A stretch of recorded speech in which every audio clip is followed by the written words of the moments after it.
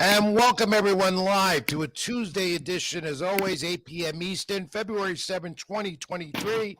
Sports with Rich here live, as always, on the SLG Network and my YouTube channel, Rich Mancuso. As always, we want you to like, subscribe, comment, and welcome in again to all our supporters on social media as well. And it's Ring786, Twitter for me, Facebook.com, Rich Mancuso, as well as latinosports.com, newyorksportsday.com, some of the websites I write for. And let me bring in the whiz, Robert Rizzo. Here's my young cohort, as he is every week. The whiz, are you there, or did he disappear already? Some technical issues. He'll be back in a second. Okay, that's our great producer behind the scenes, Avery. We'll have him on and off here tonight, as always. Fact of the week: nobody beats the whiz. Will be coming up bottom of the hour, and it's Super Bowl week, and we're going to talk Super Bowl throughout this program for the next 2 hours or so, and also talk to an expert on the Super Bowl. He knows the ins and outs and everything about the history of the Super Bowl, how it started in Super Bowl Sunday.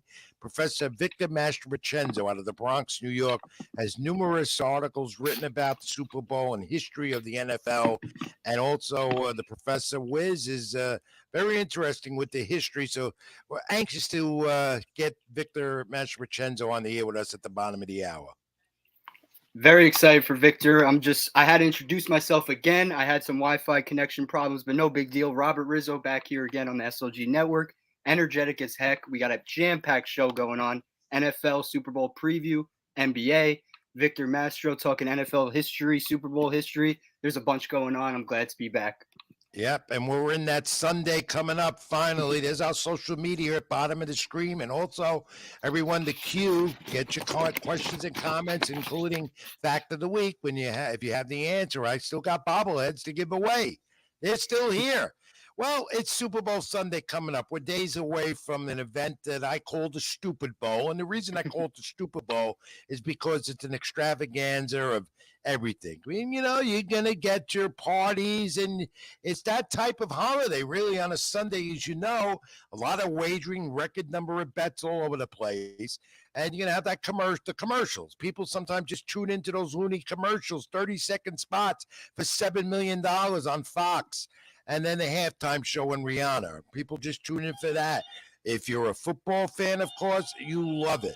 And you're going to love watching the Super Bowl this week. And the NFL Super Bowl, it's after the season. A record number of TV viewers for the NFL this year, expanded global reach, 2 number 1 seeds, the Eagles and the Chiefs going at it. Still controversy, though, with officials all season long. Hope it doesn't happen on Super Bowl Sunday.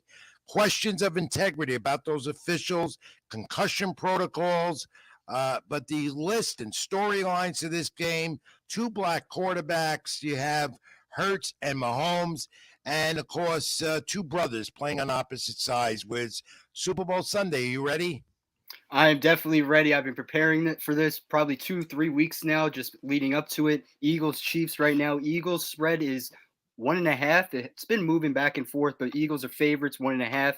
And you said it best. It's like a national holiday, in my opinion. You got Rihanna at halftime, all the betting stuff going on. People bet on the coin toss, the Gatorade color celebration, national anthem, you name it. The wagers are out there. And it's so funny how identical these two teams are. Obviously, you have Jalen Hurts versus Patrick Mahomes.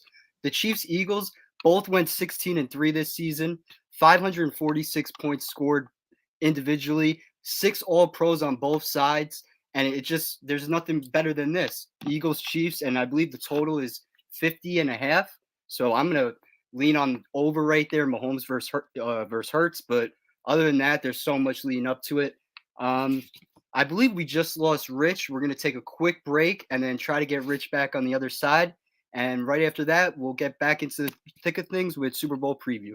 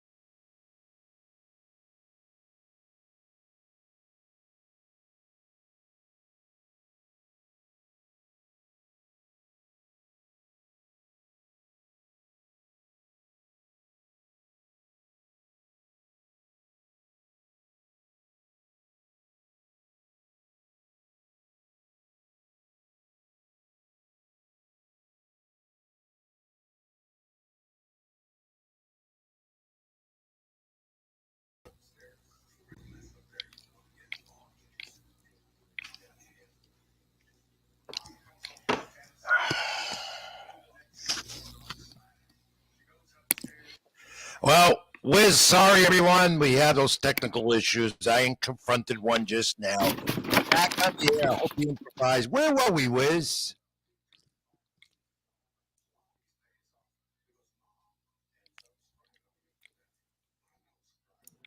Did we lose him? Yeah, Riz is gone. Now we lost the Riz. All right. So Avery, we're on, and again, I apologize, and everyone knows when you're doing a live broadcast, things happen. We're confronting it tonight. Hopefully, this is the last of it tonight, and only one. But we were talking Hopefully. about the significance because NFL Super Sunday and Jalen Hurts. And the Eagles, and then you have Patrick Mahomes and the Chiefs, and I'm just talking now out of her bed. Wiz, are you back? I'm back. I had a problem. Now you did, but we're back. Now where were we when I got kicked off, and then you got kicked off? I was talking about national holiday leading to the Super Bowl, honestly, because you have Rihanna, the coin toss, the betting wagers all over. But there's so much lead up to it. Wherever you want to go, we could start off right from there. All right, so Jalen Hurts, let's start there. And the Eagles coach, Nick Sirianni. And here's what I got about the Eagles. And they're a team that scores early. They did that most of any NFL team this year. Early and often and a lot of points. They tack on that lead in the first half. That's important. And their defense is pretty damn good. That's why I like this team to win it. Me too. All around, the Eagles are built to win, not just in the regular season, but also the postseason. You see it. They win the battles in the trenches on both sides of the ball. You have Jason Kelce, Lane Johnson, and then on the other side, Hassan Reddick, Darius Slay. There's so many stars on both sides of the ball. So when Philadelphia, you line them up against anybody, you see the lines changing. And just like that, they're always favorites. It seems like Jalen Hurts this season and the Eagles 7-0 against playoff teams. And for this season overall, he's 16-1 straight up. He missed about 2 games with that shoulder injury. But other than that, Jalen Hurts and Patrick Mahomes, those are the 2 MVPs. And it just goes to show you, those are the 2 guys standing left. It makes a lot of sense, doesn't it? Also, Wiz, it makes a lot of sense because these are the 2 top quarterbacks in the NFL, and they did it all season long, wire to wire. Both teams making as the number 1 seeds, and then the coaches, especially Andy Reid. He's been here before, and so is Mahomes. So the Chiefs have also an advantage there over the Eagles. Definitely. The Chiefs have the advantage when it comes to experience all throughout this postseason and 5 years back. Every year they're in it, the AFC Championship, the Super Bowl, you name it. Andy Reid, this is his 4th Super Bowl appearance. He's the 9th head coach ever to appear in that many Super Bowls. He did it with Philadelphia, and now he does it with Kansas City. People call it the Super Bowl. Other people call it the Andy Reid Bowl. So just like that experience might be the advantage that we see on Sunday with Andy Reid versus Nick Sirianni. And there's so many storylines that discussed at the opening before we got interrupted because of technology. So, but the Kelce brothers, Travis Kelce, and his brother. Travis is 2nd all-time scorer in playoff receiving yards and playoff receiving touchdowns for the Chiefs. And his brother on the other side with the Eagles, Jason, first-team All-Pro.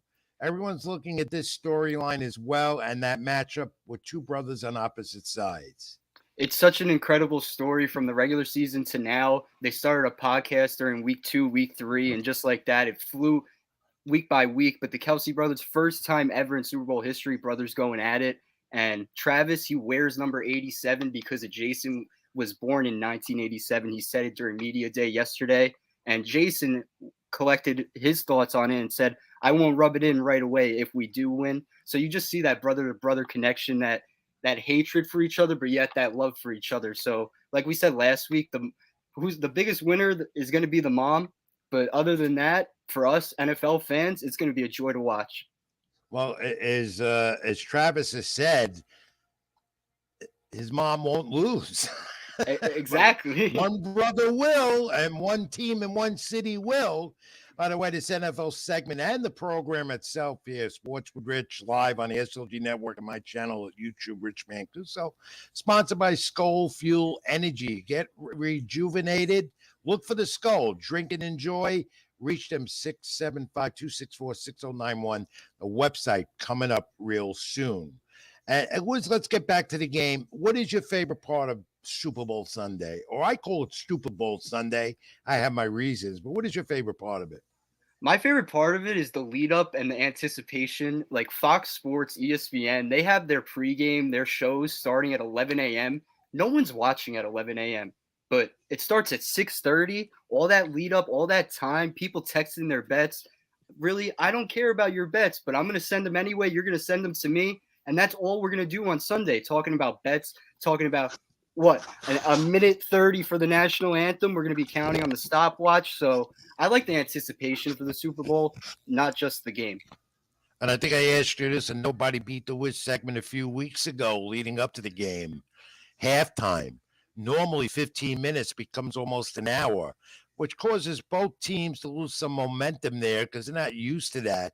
And was it last year's game? Who said that they came out to watch the performance at halftime rather than being in the locker room at halftime, prepping up for the second half? I forgot who said that. It came out just yesterday, and I bypassed it. But there you go. It's an entertainment spectacle, as I always say, you know. It's a 30-minute, 45-minute performance, and I consider it dinner time. I consider it nap time. If you're watching the Super Bowl, it's a 4.5-hour, 5-hour event. If you consider the celebration too, that post-game interview stuff, so it could be a 6-hour event. So that halftime show, it's nap time for me. You won't see me watching the halftime performance. No, I never do either. That's where you take a break, and you hope by halftime that it's a competitive game. And again, when you break it down and analyze it, if the Eagles score early and often, they're going to lead themselves to a Super Bowl win again. If the defense holds up for the Chiefs, which isn't, to me, is good, but not as good as the Eagles' defense, you break it down.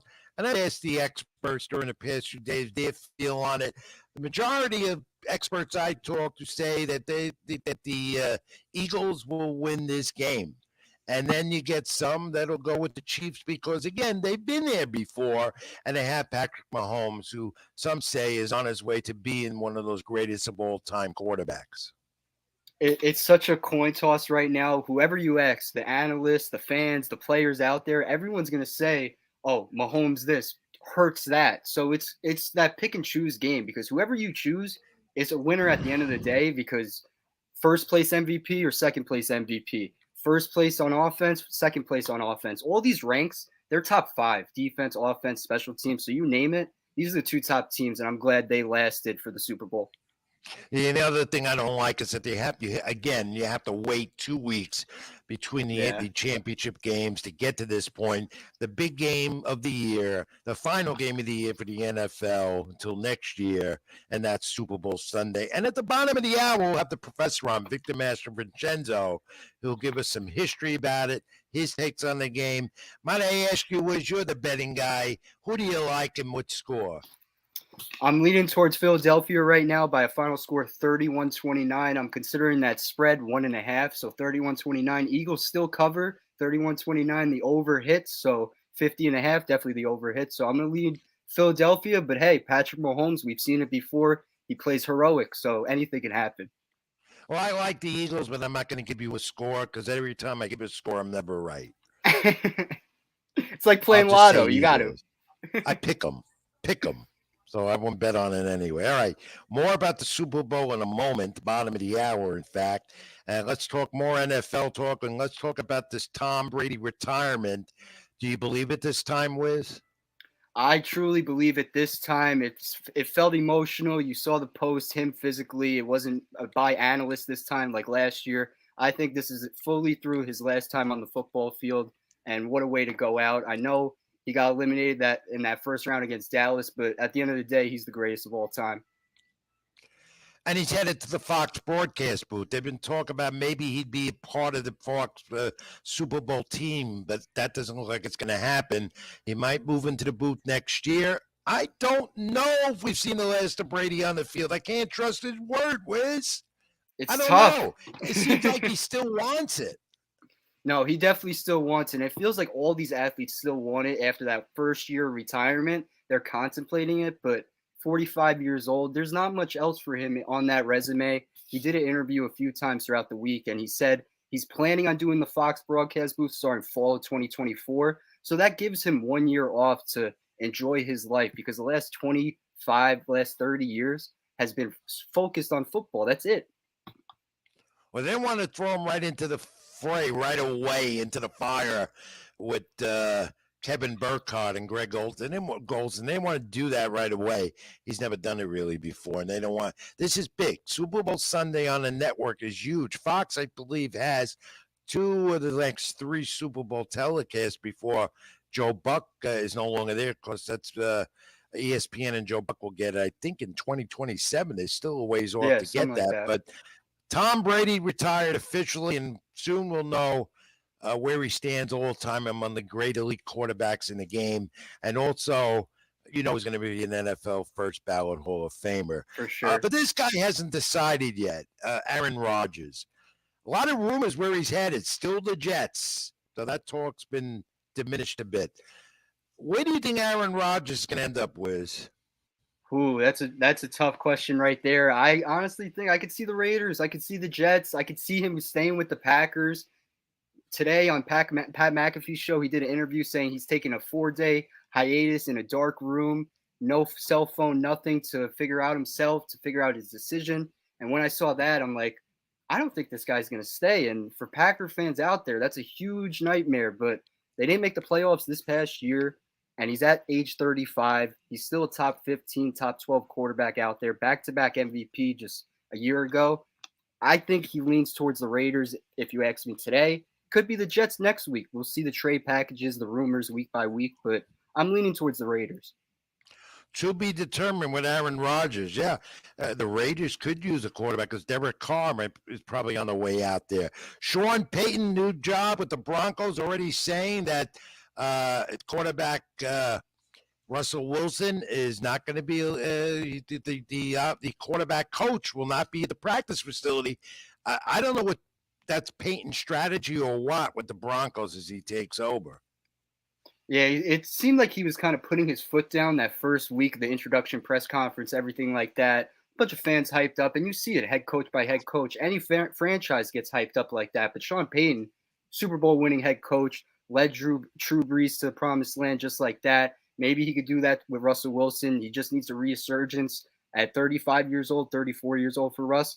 But Sean Payton, 5 years, $18 million a year for a head coach. That's a hefty price tag. But like I said, he's one of those Super Bowl winning head coaches. There's not many out there that were available. And I think it was a win-win for the Broncos, because in that division, led by Mahomes, led by Herbert, you're going to have a strong head coach at the helm.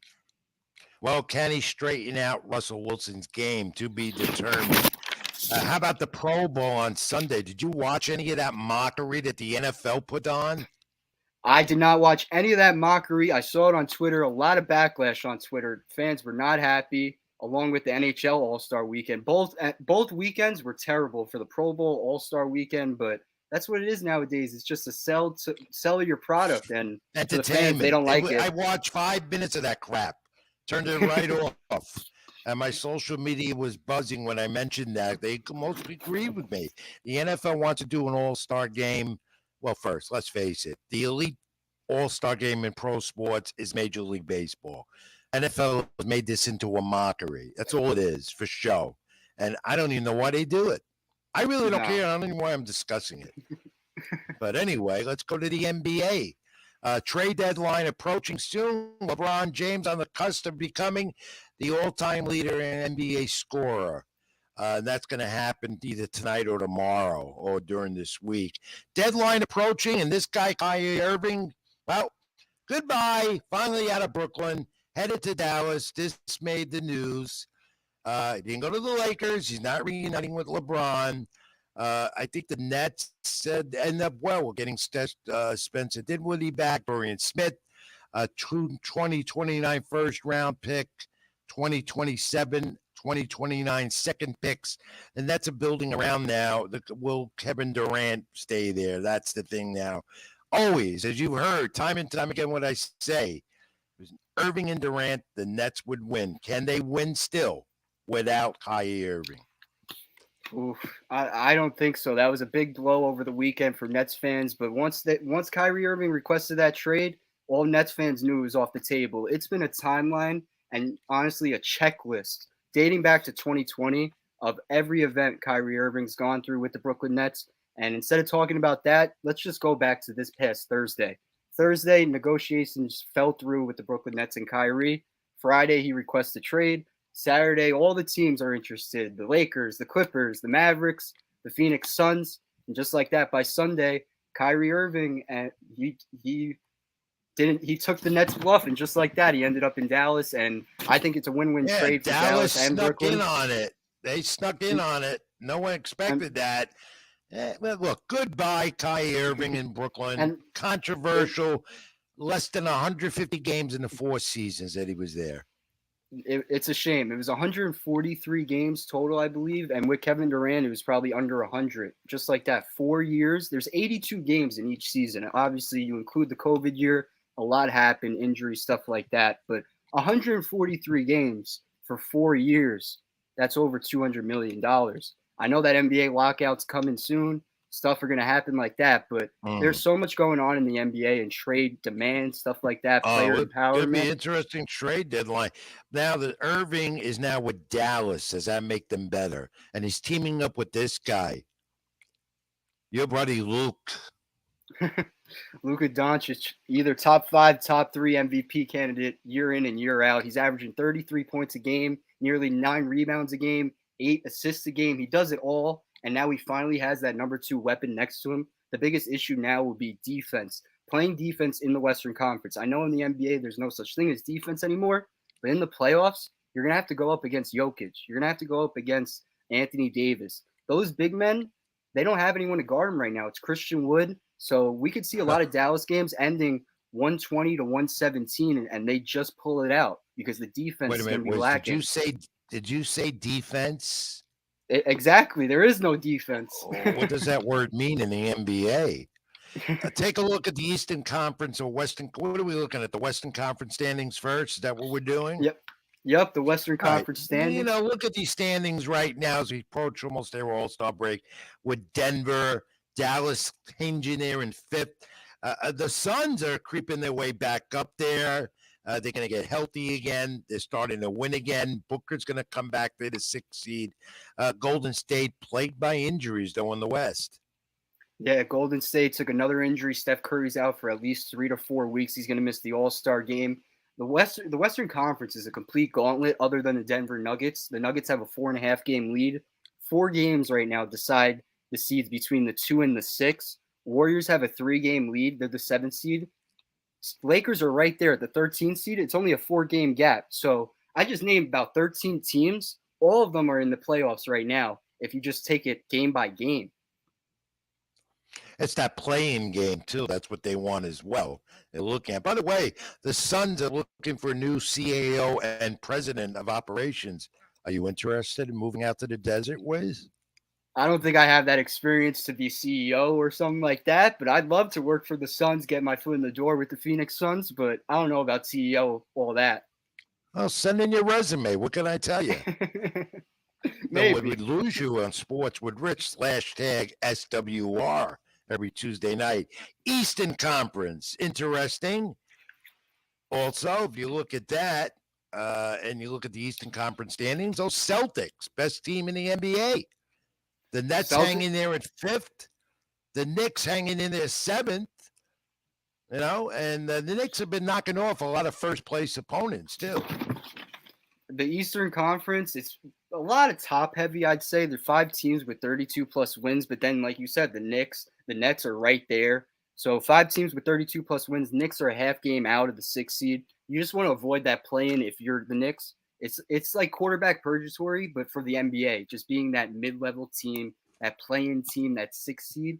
You got to try to be a 5 seed or higher because there's only been 1 or 2 NBA champions that have been a 6 seed or a 5 seed. So you got to be a top 4 seed to be legitimate when it comes to April, May, June. You know, be as it is, the Knicks are still very inconsistent. They need to put a nice winning streak together. They can't manage to do that. Though they do have a good young nucleus of players here in New York. Knicks fans are excited about it. they could end up being one of those seeds or a they'll get in. But they got to be more consistent to do that. And what do you make of what is it with these brawls in the NBA? The two of them in the past week. It's been insane. It's been insane. Yeah. Week by week, we see the fights, and it just starts by a random tussle, a random elbow that you see. It's common. But then these players just go that one with overboard. Donovan Mitchell and the Grizzlies guard Dillian Brooks, that was nasty. Mitchell threw a ball at Brooks, and that got really ugly. It got very ugly, and injuries can happen just like that. Cleveland is a playoff team. Someone gets hurt in that little fussle, just like that. Someone's out for 2 weeks, a week, and that could jeopardize your playoff standing. And they got to figure it out, not just NBA, but team by team. I feel like NBA teams should be required to have at least a 34, 35-year-old veteran on each team just for these certain situations. Good point, Wiz. And the All-Star game coming up for the NBA. Again, there'll be no defense on that one. No. But the guys that have not in the game, no Booker, he's out with the Suns injury. Anthony Davis, Trae Young, who I love to see in that game. James Harden, after 10 years, he's not an NBA All-Star. What's your take on all that? There's a lot of bust, I'd say. That's what everyone considers for the All-Star, but you got to be a top 25, a top 20 player to make that All-Star list. And if you're in the top 30, you might make that team. We just heard today, Steph Curry's not going to play. Kevin Durant's not going to play. That opens the door for a guy like Trae Young, for James Harden to get that other nod.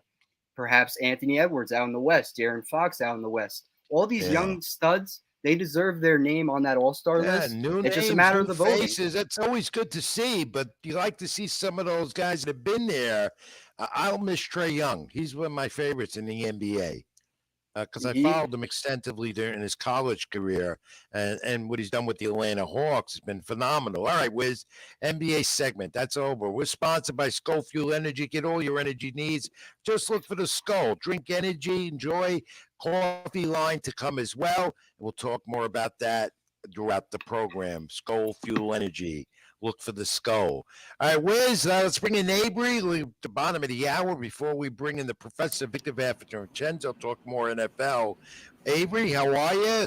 You know what it is. Good. I want to bring you in at the bottom of the hour. It is the fact of the week. You guys are ready? Well, definitely. We're ready. We are ready. All right, I know you always are. Fact of the week, as always, sponsored by Skull Fuel Energy. Here we go. And this is an NFL question, maybe pertaining to the Super Bowl or not. Listen to it carefully. Remember, it's fact, not trivia. The Kansas City Chiefs played in the first Super Bowl against the Packers in 1967. But they were not the Kansas City Chiefs then. Can you name the city they were, who they played in? What year, where they were relocated. They were not the Kansas City Chiefs. Then in 1967, they played in the first Super Bowl against the Green Bay Packers. So, Avery, that's your home there. So you might know this. So what I need to know is what their name was in the year that happened. Ooh. Avery, you got to take the first swing on this one. The Kansas City Chiefs before they were the Kansas City Chiefs. Yes. Remember, they played against the Packers in 1967 in the first Super Bowl on record. But they weren't named Kansas City Chiefs. Were they in a different city, or were they just not named the Chiefs? Yes, they were a different city. Different city. Same team name or different team name? And a different name. Oh, okay. I'll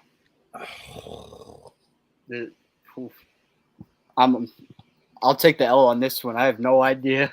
Well, think about it, Wiz. What about you, Avery? I know who'll get that, the professor, and I'm not going to give it to him because he'll know it off the top of his head. 5 seconds, Avery. We got to go to a break. I ain't got nothing. I got nothing. I hold it until the end of the show. Just think about it. I'll give you one hint. Can I get a region? There is an NFL team playing in that city now with the name they once had. Okay? Think about it. That's my only hint. Schofield Energy sponsors the program Sports with Rich live on the SLG Network. YouTube, my channel, Rich Mancuso. There's no website yet, but give them a call. Look for the SCO, 475-264-6091. The website will be up and coming soon. Get energized. Look for the SCO, Fuel Energy, official sponsor, Sports with Rich, and here on other SLG Network shows on the platforms. Back in a moment. We will come back. We'll have Professor Victor Mastervincenzo, NFL Super Bowl talk, and much more. He knows. He's got the history. We look forward to that. I'm Rich Mancuso with the Wiz Robert Rizzo, Sports with Rich. Back on the other side, here's Avery. All right, guys, how's it going? We will get our sports update kicked off right with the NBA and that current slate. 4 games going on right now. More games to tip off later in the evening. What we got going on right now is about 4 minutes left in the third quarter. The New York Knicks are currently trailing the Orlando Magic 60-57. Halftime between the Brooklyn Nets and the Phoenix Suns. The Suns lead the Nets 57-51. Minute left to go in the first half between the Atlanta Hawks and the New Orleans Pelicans. The Pelicans are leading the Atlanta Hawks 59-56. Minute and a half left to go in the first quarter between the Chicago Bulls and the Memphis Grizzlies. The Grizzlies currently lead the Bulls by a score of 24-11. We scoot over to the ice. 5 games going on right now.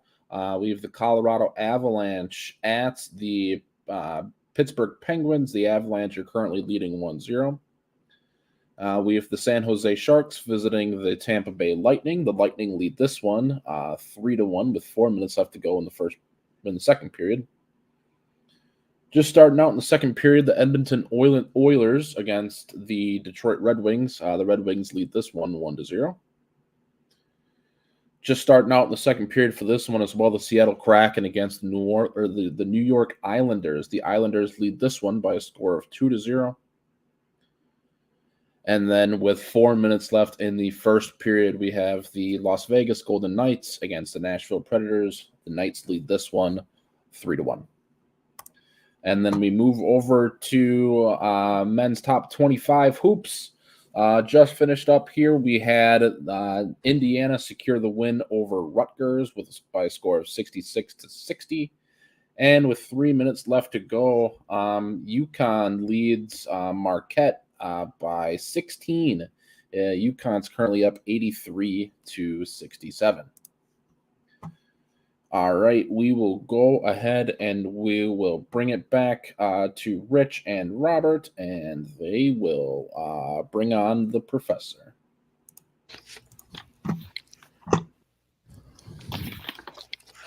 Thank you, Avery. Welcome back, everyone. Rich Mancuso, the Wiz Robert Rizzo. Our social media handles at the bottom of the screen. Ring 786 at Twitter, Facebook.com, Rich Mancuso. Wiz, where did they reach you? Follow me on Twitter, RobertRiz994, Instagram, rrizzo4, and Facebook, Robert Rizzo. Catch all my daily content on Latino sports. Look for the SCO. That's our sponsor, SCO Fuel Energy, here on the program and other platforms here on the SLG Network. Drink and enjoy with a coffee line to come, SCO Fuel Energy. And without further ado, let's welcome in an old friend of mine from the Bronx. Knows everything about the NFL, the history of the Super Bowl. Hopefully he's connected with us. Professor Victor Mastervincenzo. We're going to talk the next 20 minutes or so about Super Bowl Sunday, the origin of it, and everything else. And this guy knows it. And let's bring the professor in if we're queuing him in. Avery, have we got him?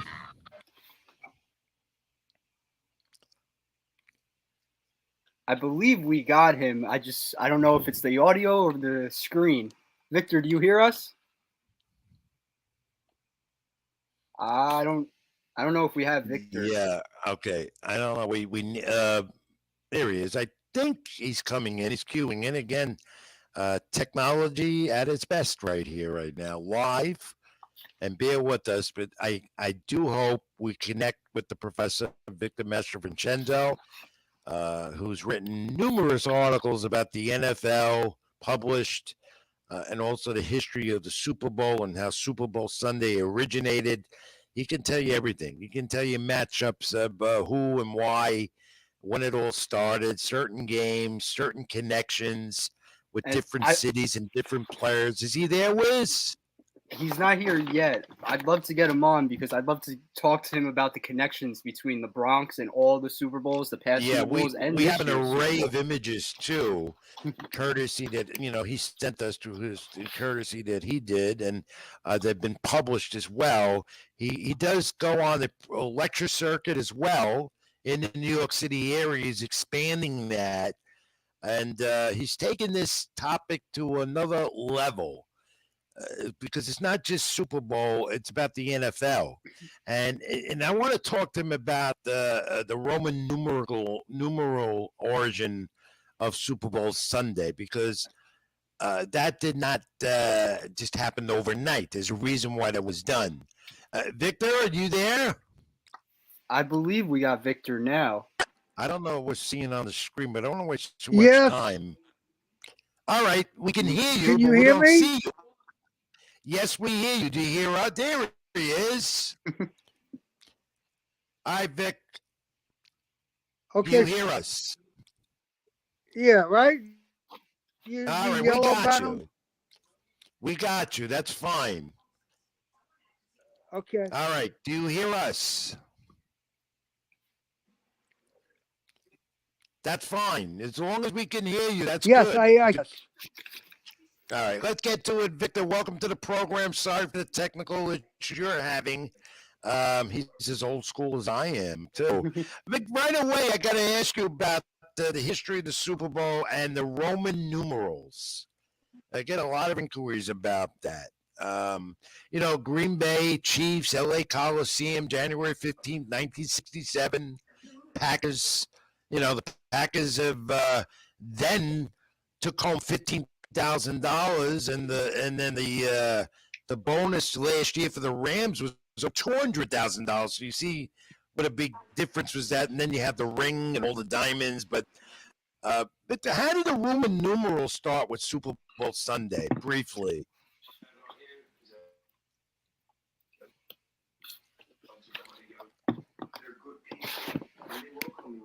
I don't know. Well, Yeah, Oh, we got him. you basically can look at it as a gladiatorial sport, and the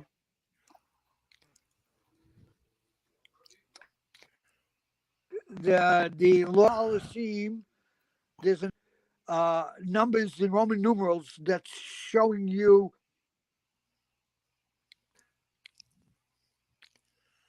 the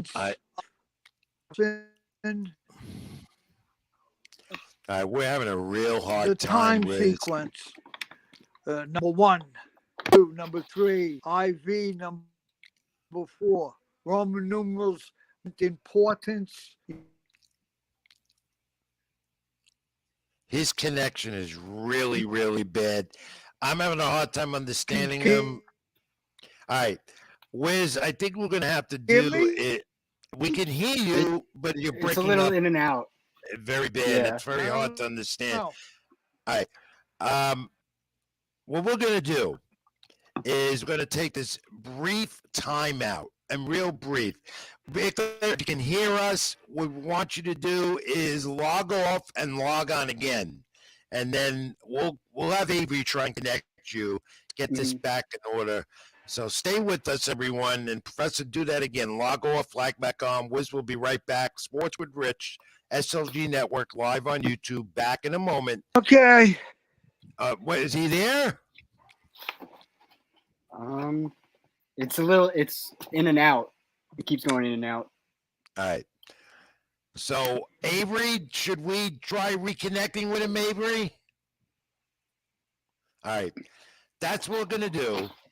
And let's keep the talk going till he can log in again, rather than taking a break. It's funny.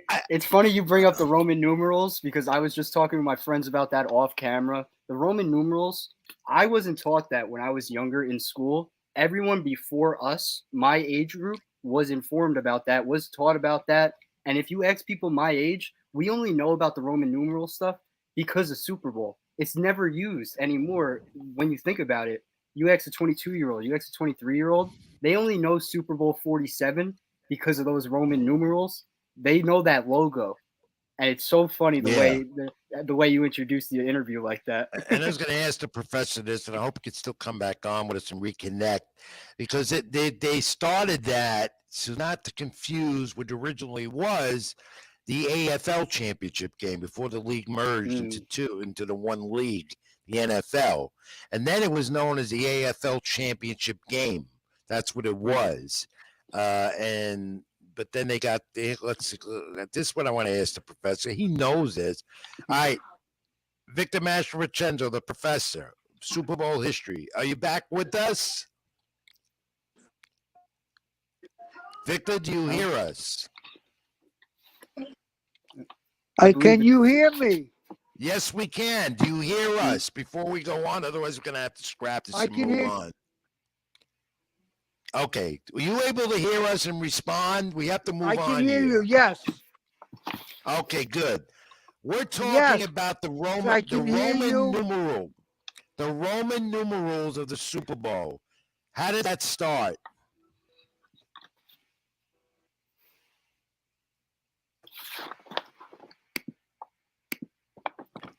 I believe it's still patchy. They use the Roman numerals because when you put a high importance. He has a very big connection or not using the right connection, whatever it is with everyone see and hear you. Yeah, we can't hear you. You're breaking up and we just can't do it. It's just not going to work. So, all right, Avery, we're going to have to scrap this and go on, and we'll just talk and move on without the professor. And too bad. I had a lot of interesting insights too, and I wanted him to give his insights. We had a lot of things we wanted to ask him, but we're not able to do it. And this is what happens. We're not going to try and reconnect with him. We tried twice. I would love to have him on. And when he has the right connection, perhaps we'll have him on the program again. So let's just move on and proceed without the professor the best we can. And what we were going to ask him with things like the Roman numerals. I think I gave him a perspective about it. The interest of this game, you know? Definitely the interest of this game. And also, I wanted to get the connections of this year's current Super Bowl and the New York connections, the Bronx connections, because the only thing we hear on national airways right now is Isaiah Pacheco for the Kansas City Chiefs. He's out in New Jersey, Rutgers University. Everyone's talking about him like local kid making that shine for himself, making that dream.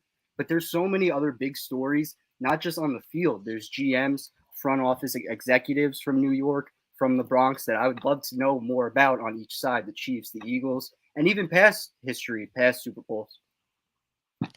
Well, he has that. That's what why I'm so.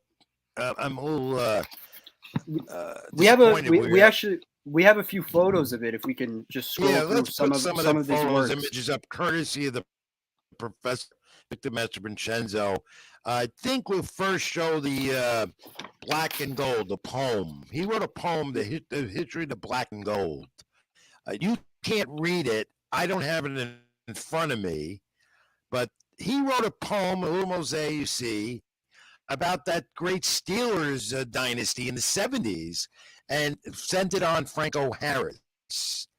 And if I'd have known that he was not going to be able to connect with us, what I would have done was I would have had it in front of me and read it. But very interesting how he discusses the Immaculate Reception in that poem and the connection to Franco Harris and those great Steeler teams with the Super Bowl. And, of course, the Black and Gold, those are the team colors. So, and the Steelers have that immense history of the Super Bowl, hadn't had a dynasty in the 70s. Way before you were born, Wiz, but I remember it well. Way before I was even a thought, but just the Steelers, the Dolphins from the 70s, the 80s, it's ironic and it's iconic how they still get talked about in 2023. And to this day, they're still named one of the best teams of all time. And it's been 45 plus years since then.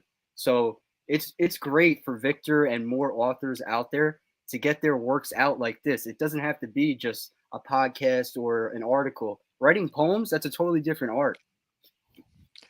Yeah, and he's able to chronicle. He's an amazing what he does because he chronicles every NFL game, and he's done that for over 25 years. And what he does is he takes notes, and I've seen him do it.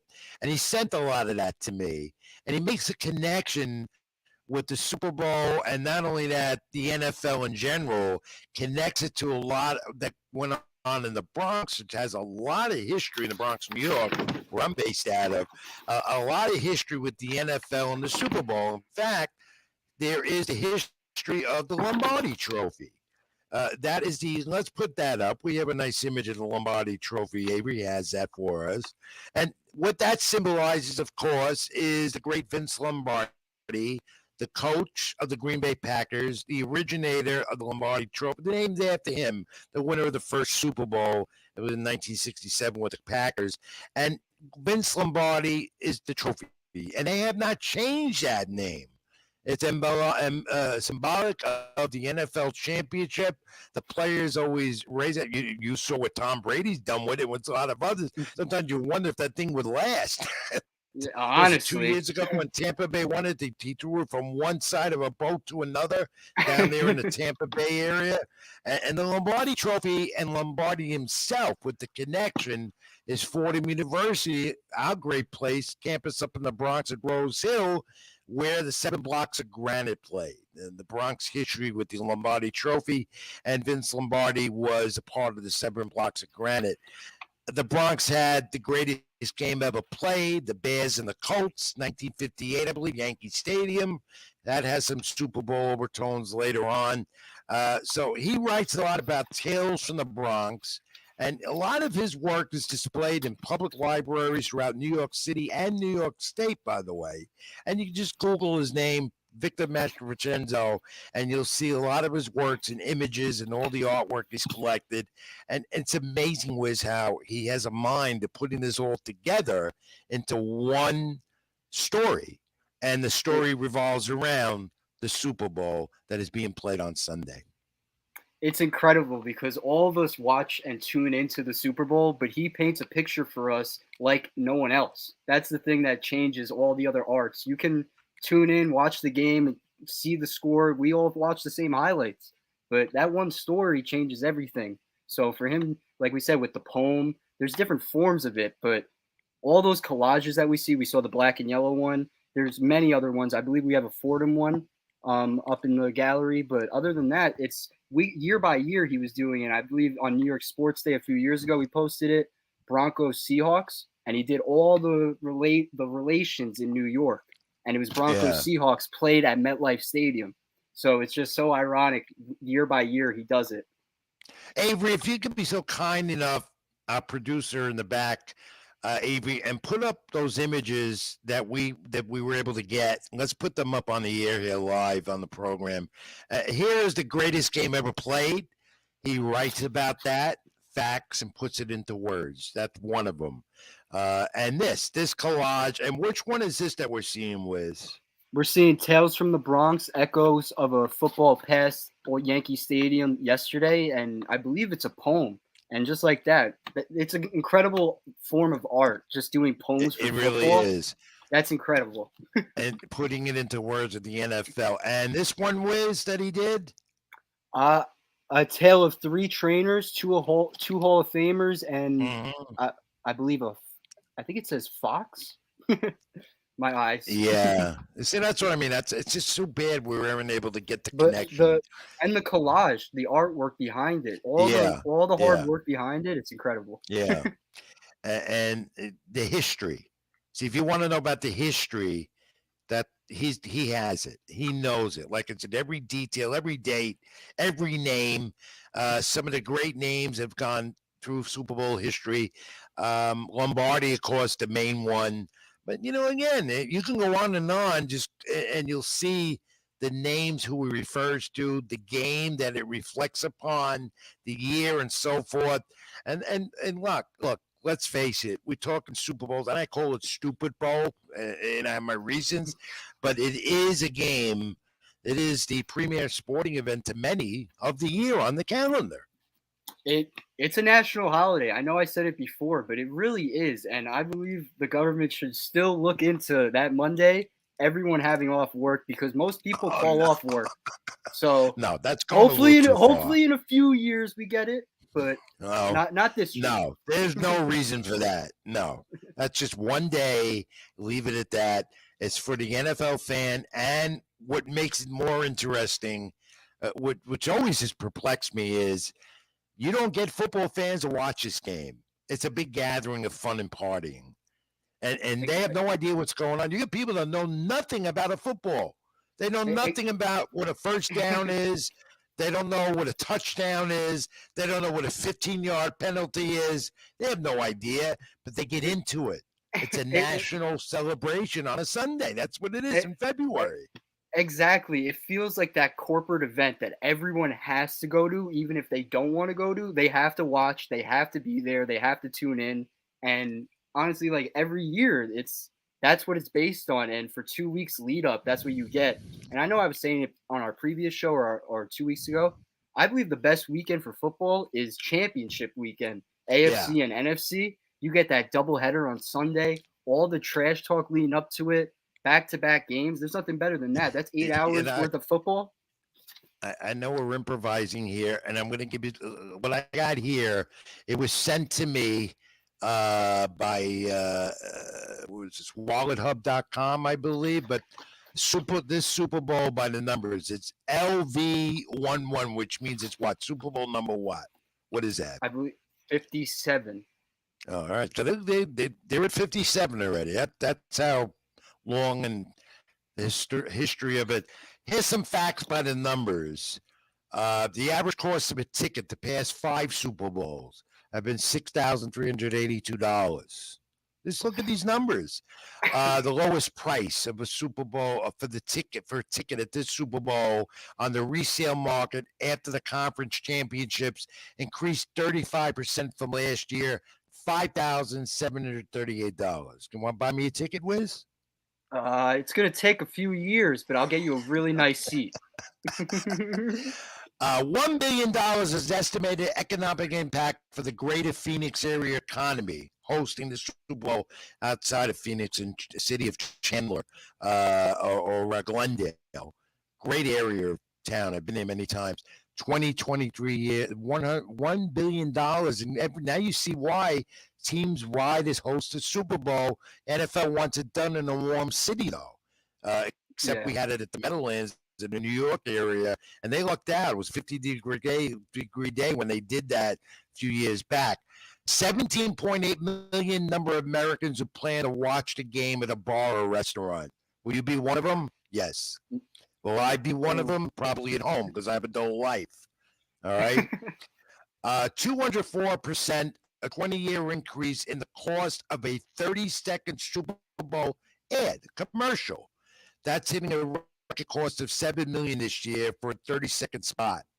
Unbelievable numbers. The income generated from one big football game, which many consider the premier sporting event of the year. It is insane, those numbers, step by step, you list them, and year by year, they just get bigger and bigger. And like I said, it's a corporate event, but people book these tickets, book these trips last June, last April. They didn't know who was playing. They booked that trip knowing, hey, I'm going to be in Arizona, February, whatever, to see Super Bowl 57, laying down what, $5,000, $10,000 of their own money. It's insane to do that 8 months ahead of time. Imagine your team's not even playing. You won't see me at the Super Bowl anytime soon. I will be at a restaurant, maybe a bar, but odds are I'm chilling at home on the couch, comfortable, because I'd rather save my money and just bet on the game. All right, game is on Fox. Everyone knows that Sunday. I think all the pregame starts at 11 a.m. and then it really gets moving at 1 p.m. on until the kickoff about 6:35 p.m. and you're there all night, and then you're watching the post game. It's the Super Bowl. It's the Chiefs against the Eagles. Again, we want to thank Professor Victor Mastrovincenzo for logging in. Sorry about the technical issues, everyone. He would have been an immense of information, encyclopedia. Perhaps we'll get him again. Google his name. And you'll find out more about what I'm talking about. All right, Wiz, we'll come back. We'll take a brief break. Avery will come back, update. Sponsored by Skoal Fuel Energy. That's our sponsor on the program, Sports It's live on the SLG Network and on my YouTube channel, Rich Mancuso. Like, comment, and subscribe. Skoal Fuel Energy, the sponsor. Feel energized, get rejuvenated, look for the Skoal. Drink and enjoy with a coffee line also to come. And when we come back, keep it in the ring time. Some pro wrestling and the boxing talk. I'm Rich Mancuso, back with the Wiz, my co-host, Robert Rizzo. After this, here's Avery. Alrighty, guys, how's it going? It's your favorite podcast producer here, back with the sports update.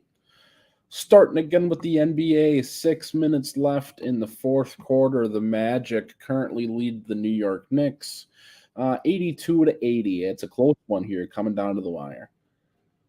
About halfway through the third quarter, the Suns are leading the Nets, the Brooklyn Nets, by a score of 65-63. About 7.5 left to go in the third for this one. The Pelicans are currently leading the Hawks 73-68.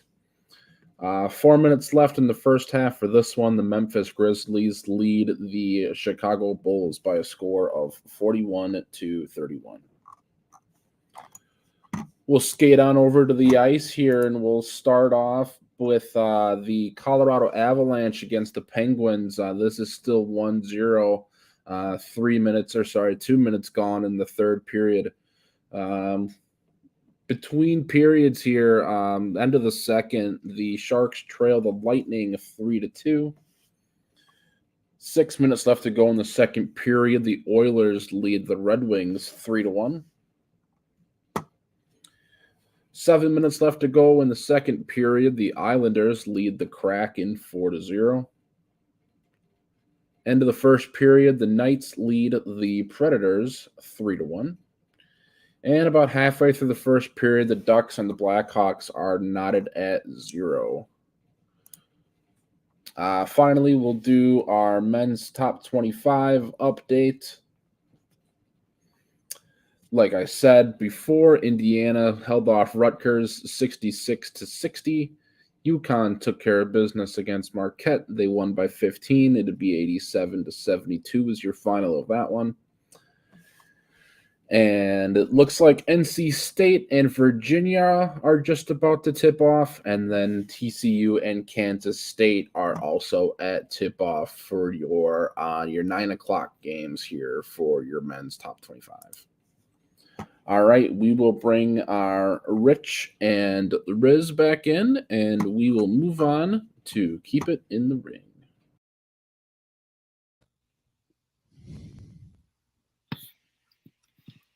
Thank you, Avery. Great job.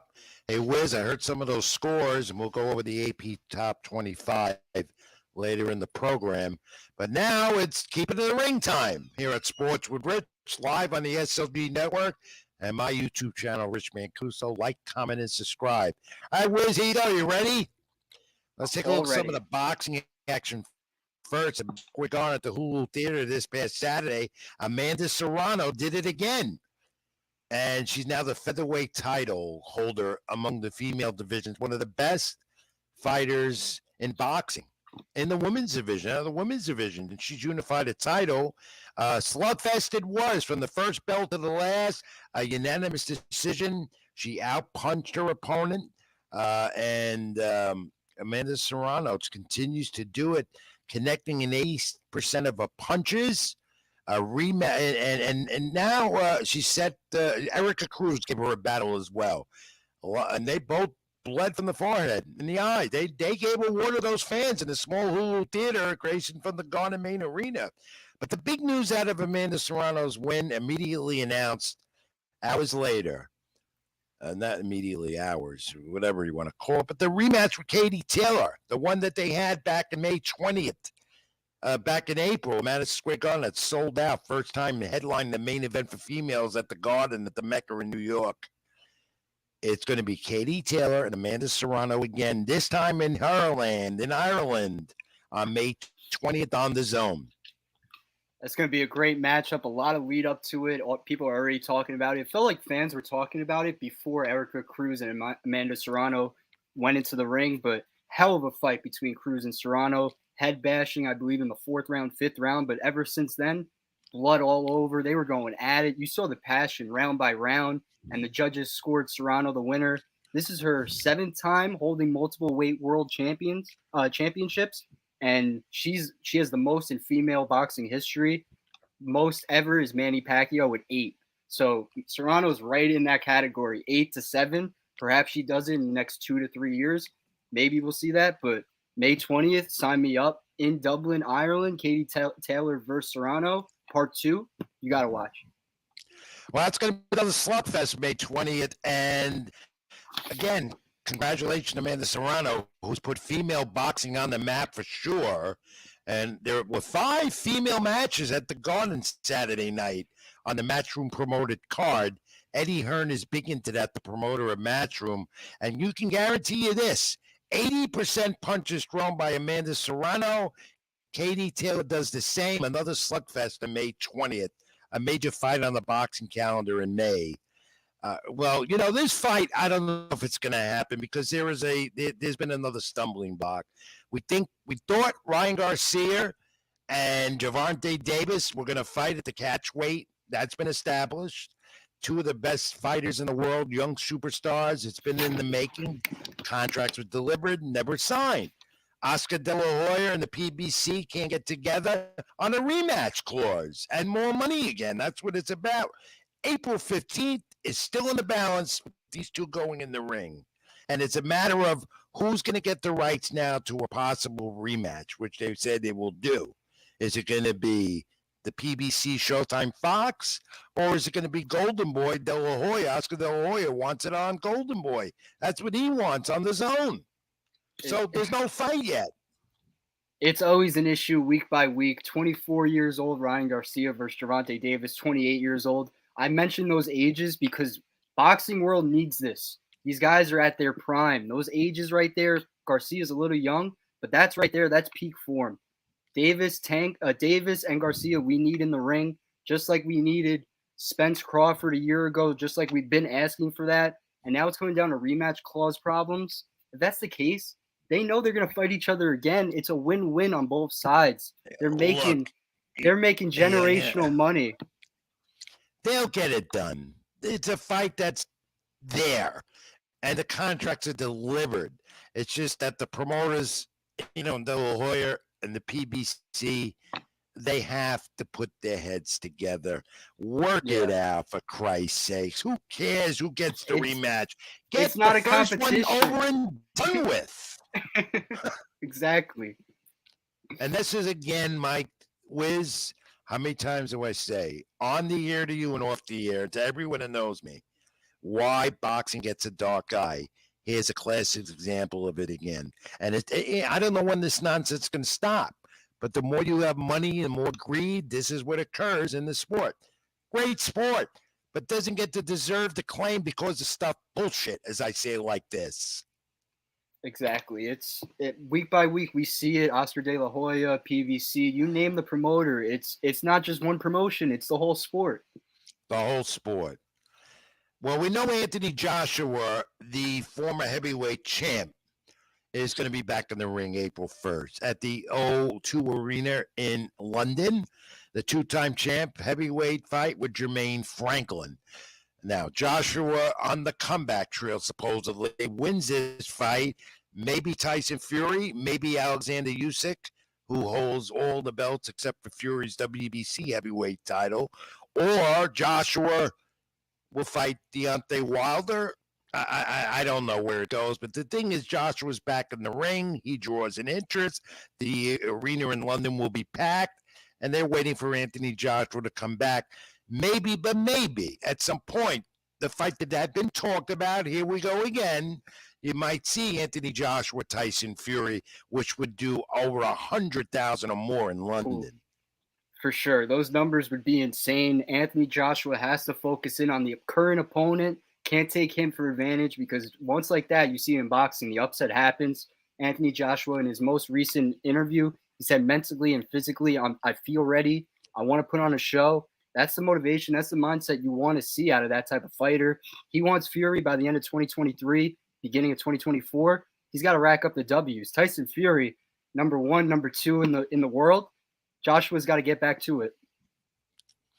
So we'll see where the heavyweight division goes. Joshua, Fury not far to follow from that, and where Deontay Wilder goes next. Now, good fight on ESPN Friday night. Might have been fight of the year. Because this is an exciting fighter from Mexico, Emmanuel Navarrete, the TKO over Liam Wilson, who came to the fight from overseas. Navarrete now is a 3-division champ. He outlanded Wilson 36-27 in first round, in the first 3 rounds in punches. And Navarrete went down in the 4th. Wilson went down next, finally, in that deciding round. And what this is setting up, besides Navarrete making boxing history out of Mexico, a 3-division champ, it sets up probably slugfest. This was for the vacant WBO junior featherweight title. Oscar Velez was supposed to be the original opponent, but then he got ill or whatever happened to him. Bad back, I believe it was, a bad back. One of those things has always happened with a fighter, with a big fight. But now Velez was in the ring at Navarrete after the win, and it's going to be official soon. They'll finally fight, this time for the junior featherweight title.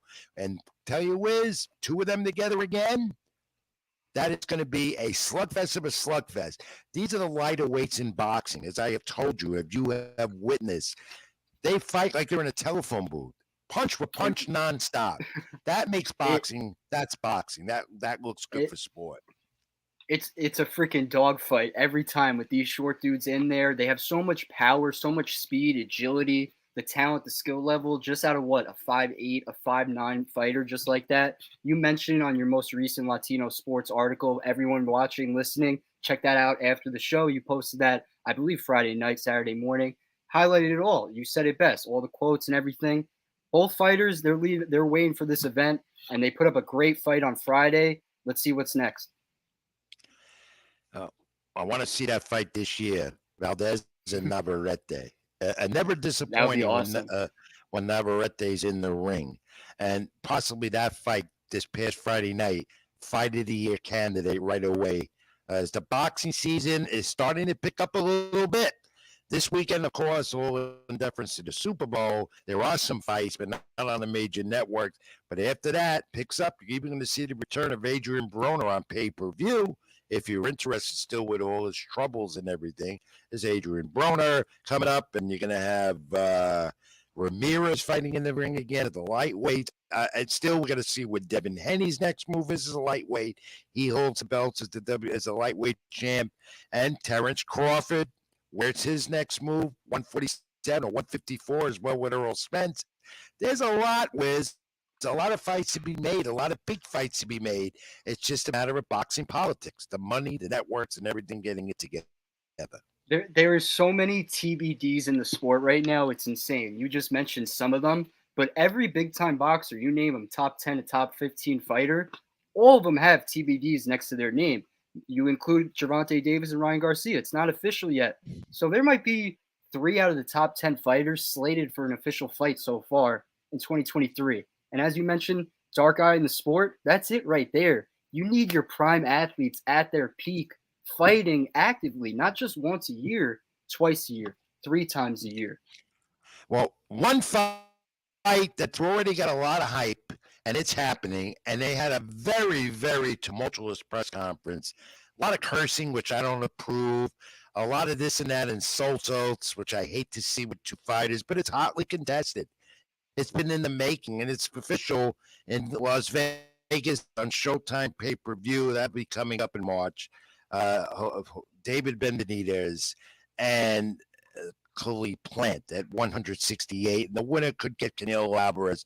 Plant has already lost to Alvarez. He lost the undisputed 168-pound titles to Alvarez, who has them all. And Benavidez have been looking at Canelo for the longest.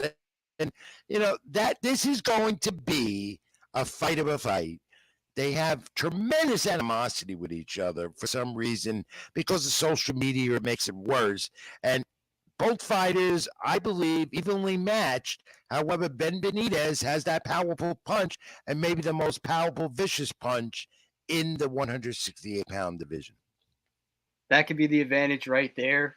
Honestly, any reach, the power punch, you see it. It could be so unpredictable. In the fourth round, dude could be cruising just like that. That power punch connects once or twice, fight completely changes. So I'm very interested to see just the power placement on both sides. And like you said, the trash talking, that social media antics, it's not just about selling yourself, but they're for real. A lot of these boxers are for real about it. They and are, you can but tell you know the what? for real and the fake ones.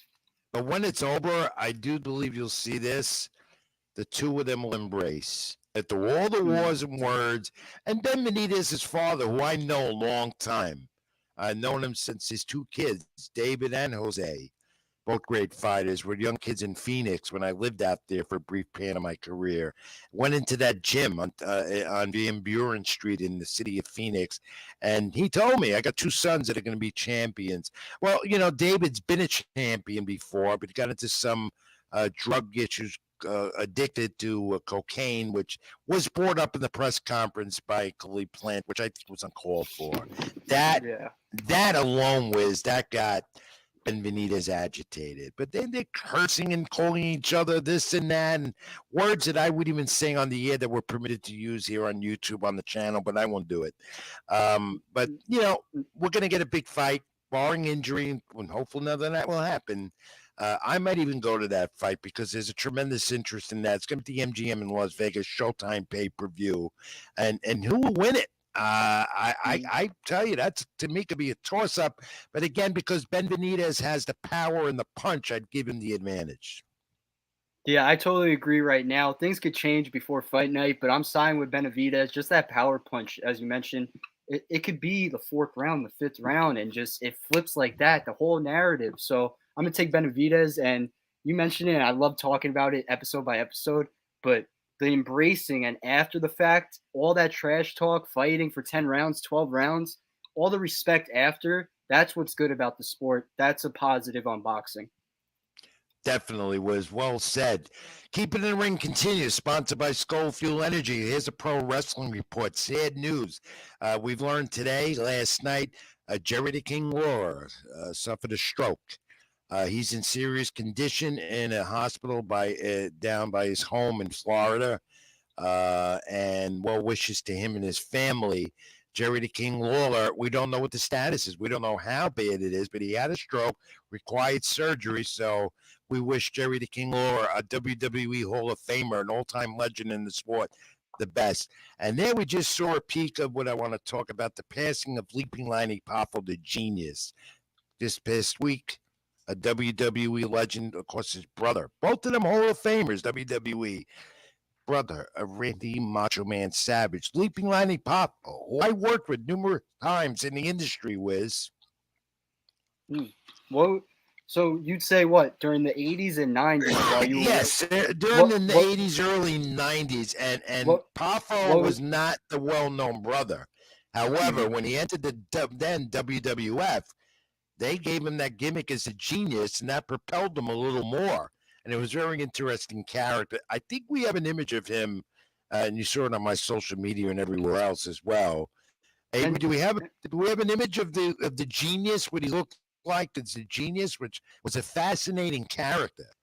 And he never was teamed up with his brother Randy. He inducted his brother Randy Savage into the WWE Hall of Fame, which was quite a night a few years ago.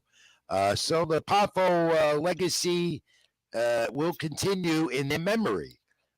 Condolences to the Lanny Poffo family, brother of the Macho Man Randy Savage. And Monday Night Raw last night, if you got to catch it, was very interesting. Paul Heyman is complimenting Cody Rhodes getting ready for his match with Roman Reigns, the Universal Champion of WrestleMania, coming up April 1st or 2nd, whenever they do it. 2-night event at SoFi in LA. And then it would be, this is where you call reality into kayfabe was in pro wrestling, because the true story, again, everyone knows, follows wrestling. Paul Heyman, head of ECW, rescued Dusty Rhodes out of bankruptcy. He was broke. Put him in ECW, things got a little better. Cody Rhodes got in the ring last night on Monday Night Raw, told the story. Paul Heyman got emotionally and seriously choked up about it, because they are very good friends in real life, let's face it. And then it turned into the angle, because Paul had to say that Roman Reigns was trained by his late father, Dusty Rhodes, a WWE Hall of Famer. And that was his favorite wrestler. And that's why he didn't want to never trained his son, which is a true story. And then it broke out to start the promo for the Roman Reigns' title in WWE. And Reigns is getting that the bloodline's got problems, because we don't know this weekend on SmackDown Saturday if Jey Uso will be found. The Bloodline Tag Team Championship. The Bloodline's breaking up Sami Zayn and Reigns at the Chamber. That's going to be in a pay-per-view WWE event on Peacock. They call them events now, coming up in a week or so. And just those two stories alone. You got the Bloodline, and you got Rhodes and Reigns going at it in WrestleMania. The storytelling going on in 2023 from 2022 has been incredible, and it all starts with Triple H, and it's gravitating towards the sports fans. It's not just WWE anymore. Twitter's blowing up night by night with these storylines, and once you see it on Twitter, it's not like, oh, I'll just scroll by. Now it's getting meaningful. It's emotional, as we saw last night. You mentioned it, and you see the physicality out of it, the action. So Triple H, it's not just about, like I said, the action. It's about the storytelling, the emotion behind it. He has the buy-in from all these fans. Well, it's WrestleMania season, so this is the beginning.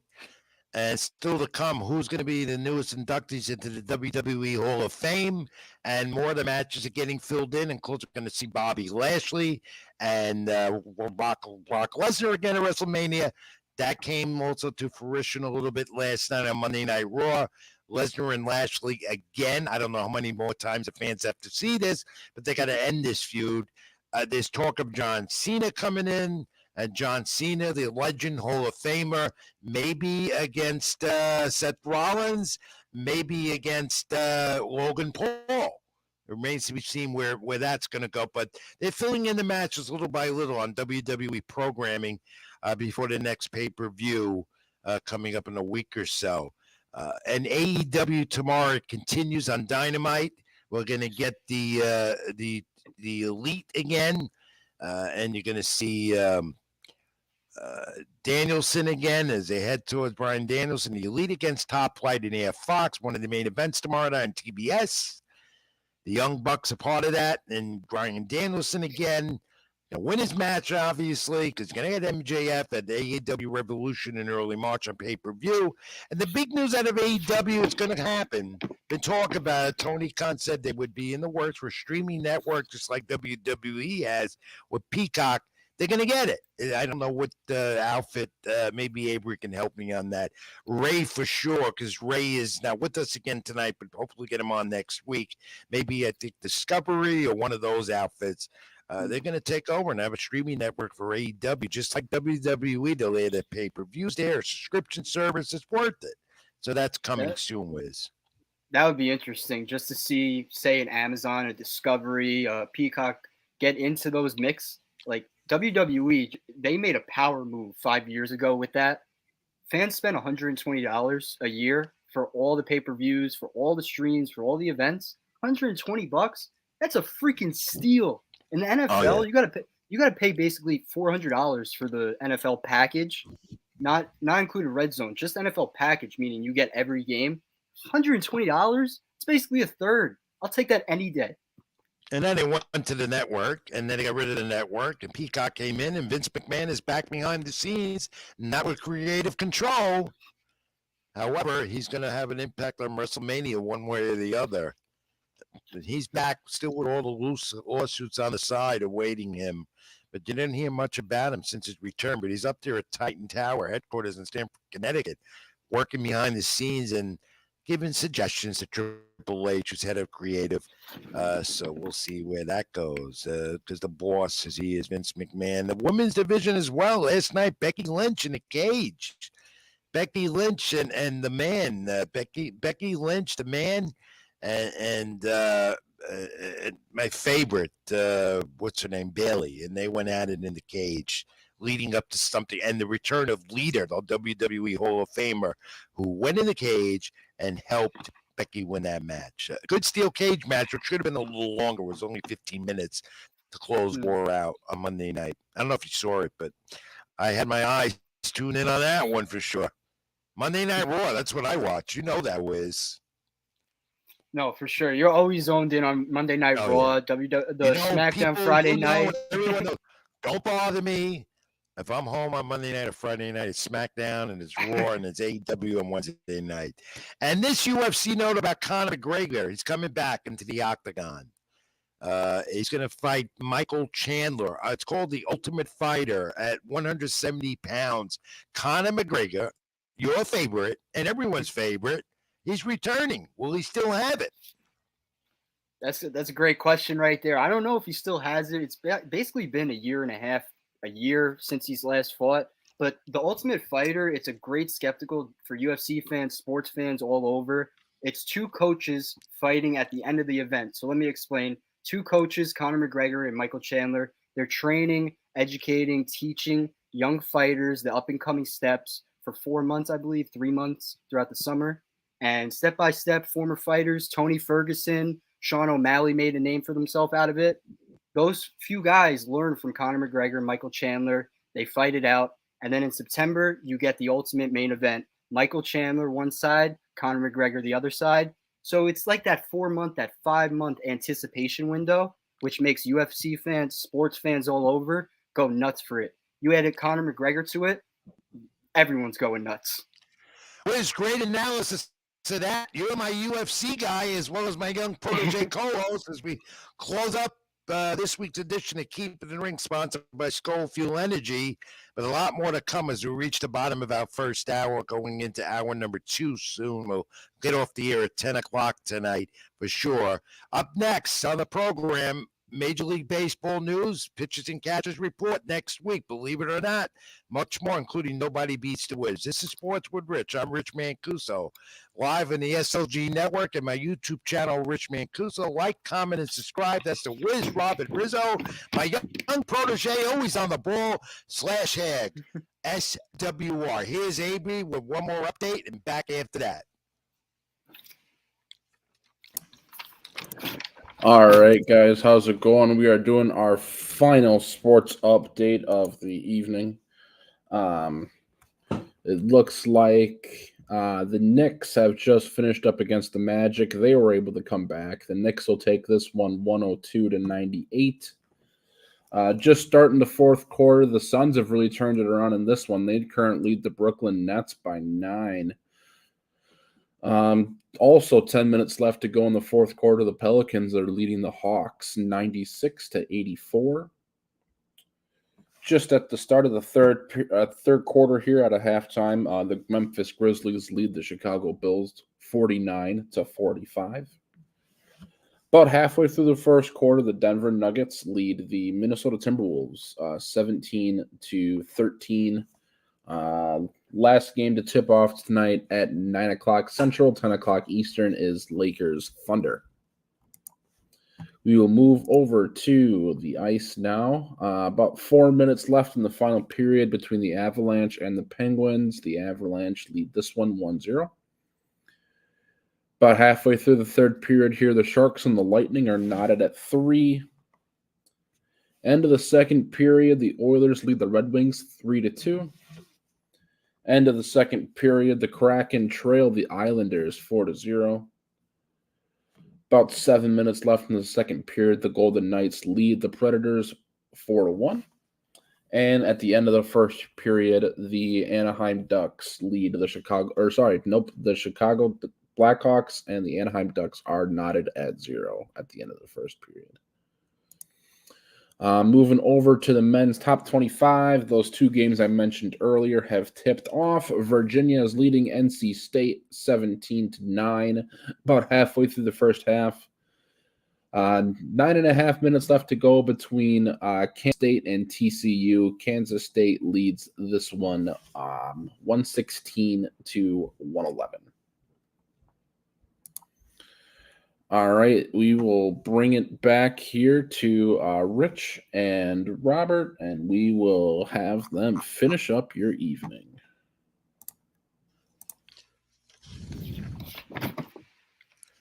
Well, I think we might have one more break in between before the segment, and we'll see how it goes, Wiz. Our format right now changes because we don't have that the music, we don't have the opening, and that's because of YouTube procedures. We're getting there, according to people at the SLG network. But we do tell you this every time. This is Rich Mancuso. That's it with Robert Rizzo. This is live, the SLG network, and my channel, Sports with Rich, on YouTube. Like, comment, and subscribe.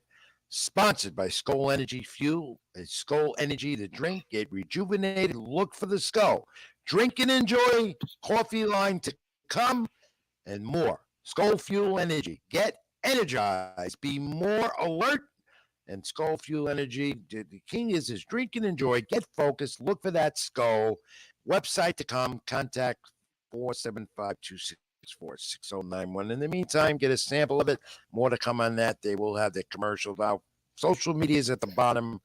Rich Mancuso here. Ring 786 Twitter. Facebook.com, Rich Mancuso. I also write for LatinoSports.com. I'm the co-editor there with the Wiz, Robert Rizzo. And NewYorkSports.com. Once again, where do they reach you, my friend? Follow me on Twitter, RobertRiz994, Instagram, RRizzo4, and Facebook, Robert Rizzo. Catch all my daily content, including Super Bowl preview soon on Latino Sports. All right, and now we move to Major League Baseball because, it is Super Bowl Sunday, and after that, well, we can talk pitchers and catchers for sure. Because a week from tomorrow, they report to most camps. A lot of players are in camp already, getting they're getting a quick handle on it right away. That's how anxious they are with this tremendously short off season as it's been, with a lot of activity, high free agent money given out, signings all over the place. But pitchers and catchers report opening day almost like 51 days away. It's hard to believe. I know I'll be at Yankee Stadium March 31st, with them and the Giants at 1 p.m. start, and I'm ready for the season. It means the winter's over, I think, and it means that baseball's back. And I'll say I can't wait. I'm itching to get back, and then in my final year, which I think this will be, I'll complain. It's too long. I'm tired. I can't take it no more. I got this to end. But I never say I hate baseball. Yeah, you can't hate baseball. I'm totally ready for the season. Opening day, just basically 50 days away when you count it up. March 30th, I believe it's a Thursday, but all weekend that week's going to be baseball going on. You got Giants, Yankees, Mets, Marlins, Padres, Dodgers, I believe, Dodgers, Giants, something like that. You name the matchups, you got them. All-stars all over. But we're going to talk about the world. You got the World Baseball Classic before that. That too, and it's funny because spring training starts in 2 weeks for these pitchers and catchers. We see it day by day. A lot of them are down there. You mentioned it. Brooks Raley, Max Scherzer were down there today, warming up, throwing bullpens with the Mets. Yu Darvish, for a fact, he throws 80-pitch bullpens all offseason. So one guy doesn't take a break. Some guys do take a break. It's just a matter of the human being at the end of the day. Everyone's different. So 14 days from now, you'll see your favorite pitchers and catchers. Yeah, play ball, right? Play ball. I love that. Those two words, play ball. Gotta love it. Carlos Beltran back in the fold. And this caught me off guard. He threw all my sources, and people got it before me. Then again, they're more aggressive than I am now getting info. Sorry, folks. Back with the Mets. One-time brief manager with the scandal of the Astros 2017. I'm glad he's going to be assistant to Billy Epler. Yankees gave him a shot at the Yes Network. Didn't work out, really. He didn't get very good reviews about that. Now he's doing what he loves. He loves to teach the game. Has an academy in Puerto Rico that I visited. I've seen it. Develops a lot of young baseball baseball talent, and that's going to help the youngsters with the Mets. Also help with scouting.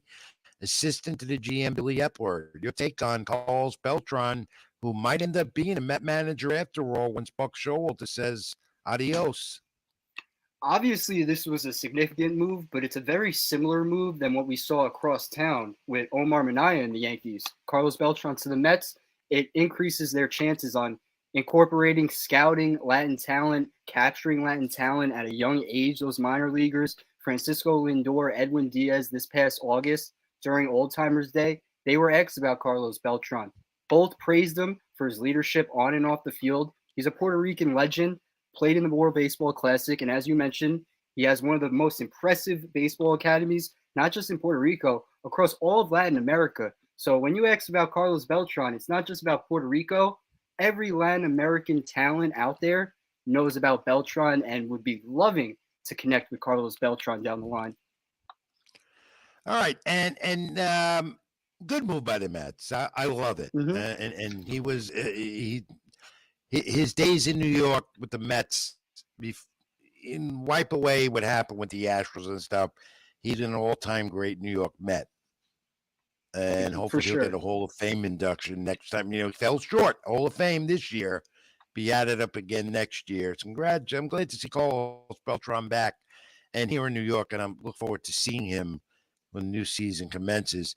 Now we talk WBC because guys will be down there and then they'll disperse. And you read in my column at NewYorkSportsDay.com, posted last night, still up there today, how some managers won't let their players, especially pitchers, go.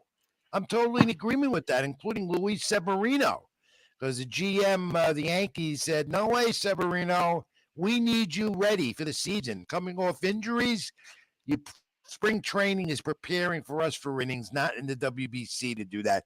Even though WBC pitching rules, there's leniency. Guys can't pitch back to back, things like that. A certain amount of pitches they will have lengthwise. I think they can't throw more than 60 pitches before they're removed from a game.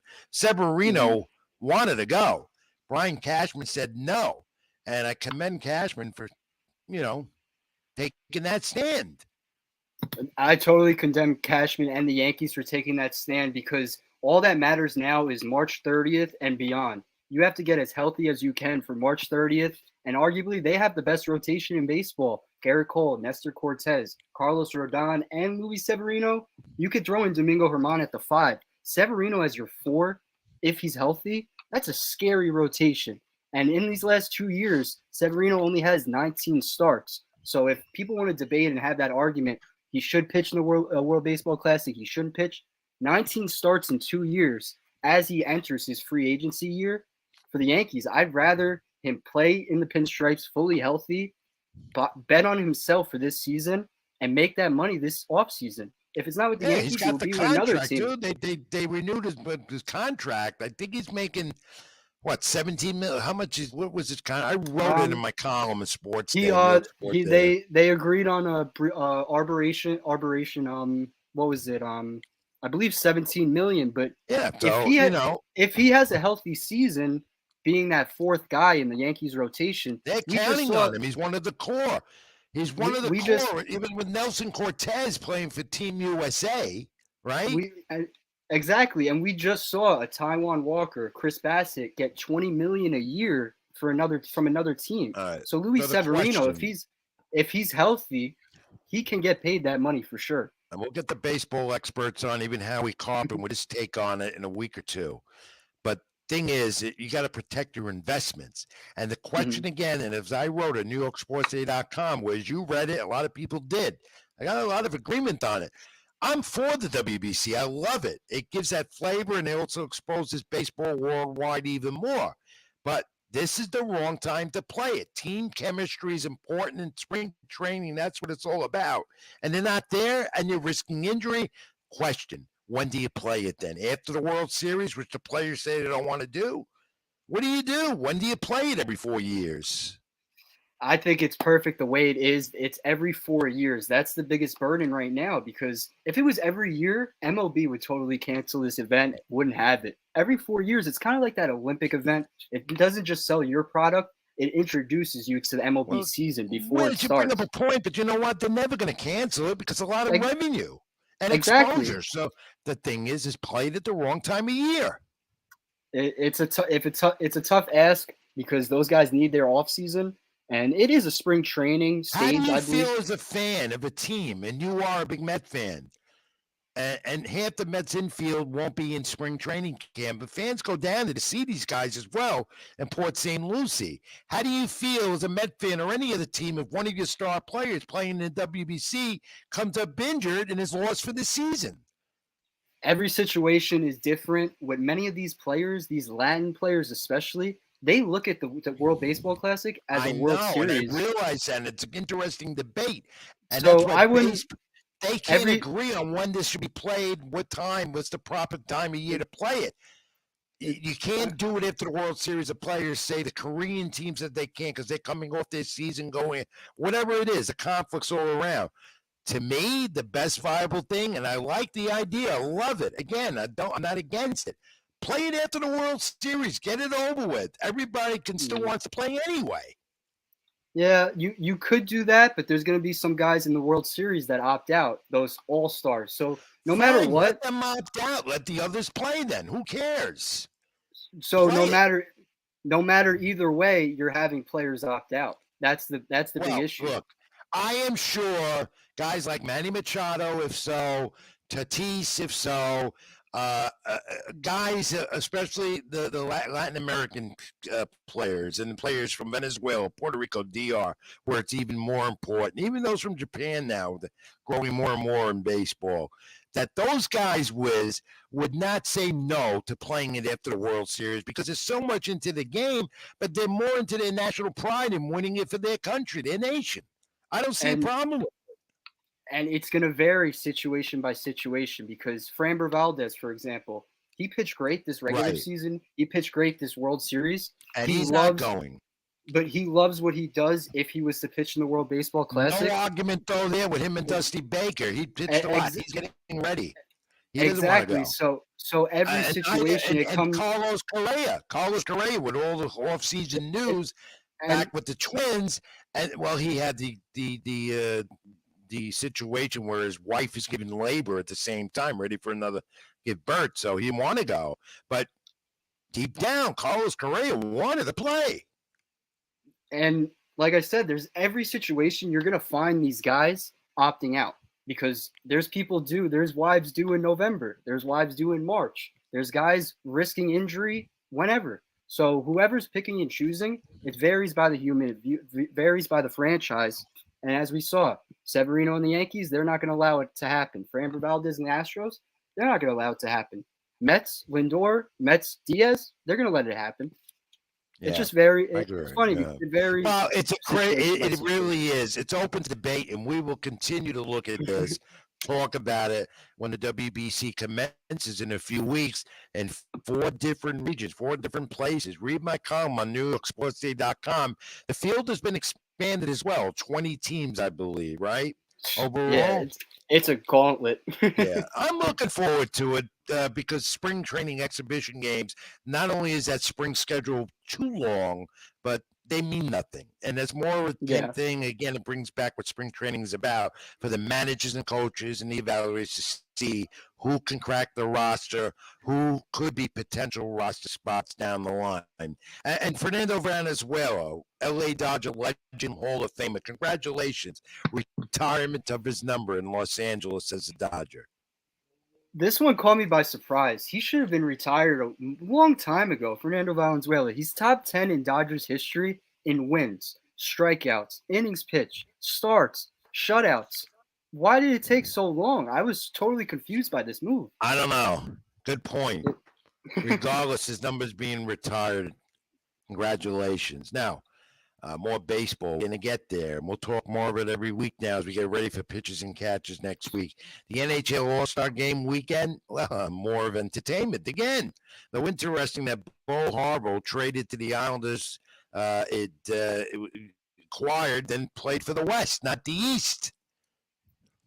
That was really interesting. All that Western Eastern Conference format for All-Star. You see it, those situations, but that one, that one caught me off guard, but overall, NHL, like the NFL, they got a lot of backlash for their Pro Bowl, their All-Star game festivities.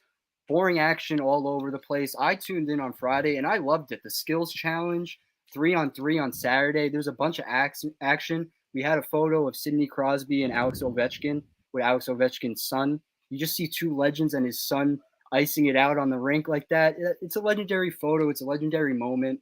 That's stuff sports fans want to see. The skills challenge, Yeah. like I said, was awesome. The sun moment was awesome. Entertainment. They can Wiz, always add more. That's all it's about. Entertainment. The major, the All-Star game has entertainment with the home run derby, Major League Baseball, but that's still to me the premier All-Star game event of all sports.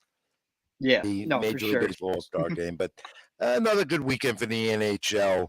Still to come, that NBA All-Star game, shooting challenge, all that stuff, and a game with no defense. That comes up. All right, Wiz, ready? It's Nobody Beats the Wiz. Here we go. Yes or no, briefly. And I asked the Wiz a couple of questions. If you're new to this, he's the lion there in the middle, and he gives a quick response. Yes or no, Nobody Beats the Wiz, sponsored by Skull Fuel Energy. Get your energy needs. Look for the Skull.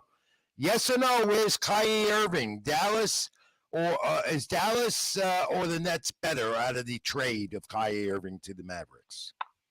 I'd say Dallas is the better team overall. When it comes down to it, they're going to be the 5th seed in the West. And when you look at that 1-2 combo with Kyrie and Luka, before Kyrie even got there, they were dominating 5th in the West. But with Kyrie, it just comes down to the defense. And if you're going to get Kyrie Irving on the court, there's issues week by week. And if he's playing on the court, he's giving you 28 a game, and he's a top 5 player in the league right now. So I'm going to take Dallas over the Nets right now, but we'll take it week by week and see. Nobody beats the Wiz. Goes to big game Sunday, Super Bowl Sunday, Patrick Mahomes. If he wins, Wiz, the quarterback of the Chiefs, is it fair to say he will be the next Tom Brady and superstar quarterback in the NFL? Is it going to be Patrick Mahomes now that we talk about more and more? I think so. If he wins on Sunday, that's 2 Super Bowls by the age of 27, 28. I believe Brady had 3 by that time, or maybe 2. So it's around that correlation. It's that same timeline. And Mahomes already has 2 MVPs after this season. So, there is going to be a lot of hot takes, but I think so. That would definitely be out there Monday morning. Fair point. Nobody beats the Wiz. Yes or no? Is it fair to say the Chiefs win again? Well, they've won 3 out of the last 4. How many was it? 4th game in 5 years are there? This is their 3rd Super Bowl in 4 years, I believe. So but good. We can't keep 5th track. AFC. Yeah, we lose Well, track. if Too the many. Chiefs win again, will they be rivaling those Patriots as an NFL dynasty? Yes or no? Not yet. I think we need one more year of them at least making the Super Bowl or winning it, obviously. But we just need more longevity out of Mahomes and the Chiefs just to get in that comparison with New England Patriots. The Patriots and Brady built such a standard for themselves. It's going to be hard to get up there. Yeah, I think it's a while yet before you could say Mahomes is Tom Brady. Let's see, though, how many more Super Bowl rings he compiles. Could get another one on Sunday. Nobody beats the Wiz. College hoops. We're in that conference schedule now. We're going to get ready for March Madness pretty soon. Too much emphasis on the AP 25 that we'll talk about in a moment. No, I'd say it's standard. It varies month by month, but I like the AP top 25. I wish they did it conference by conference, not the AP top 25, but just promoting these conferences step by step, because me and you, we hear about the Big East every day. Fordham arguably is the best New York City team going on right now. And they're So not ranked anywhere. They're not ranked. Everyone's talking about St. John's, and I get it. St. John's plays at Madison Square Garden, but at the end of the day, I want to see all these conferences get the headlines they deserve, and the A10 deserves those headlines. I kind of think the AP 25 means nothing. You throw it out the window towards the tournament, March Madness. It's open. Anybody can win it. Yeah. What did we see last year with St. Peter's?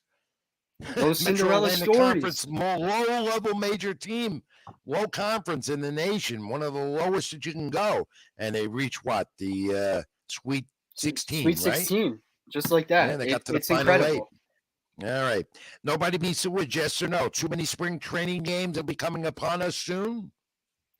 I like the amount of spring training games. I wish they figured out the format because there's so many. There's like a team and a B team when it comes down to spring training with the prospects. So many invites on each roster.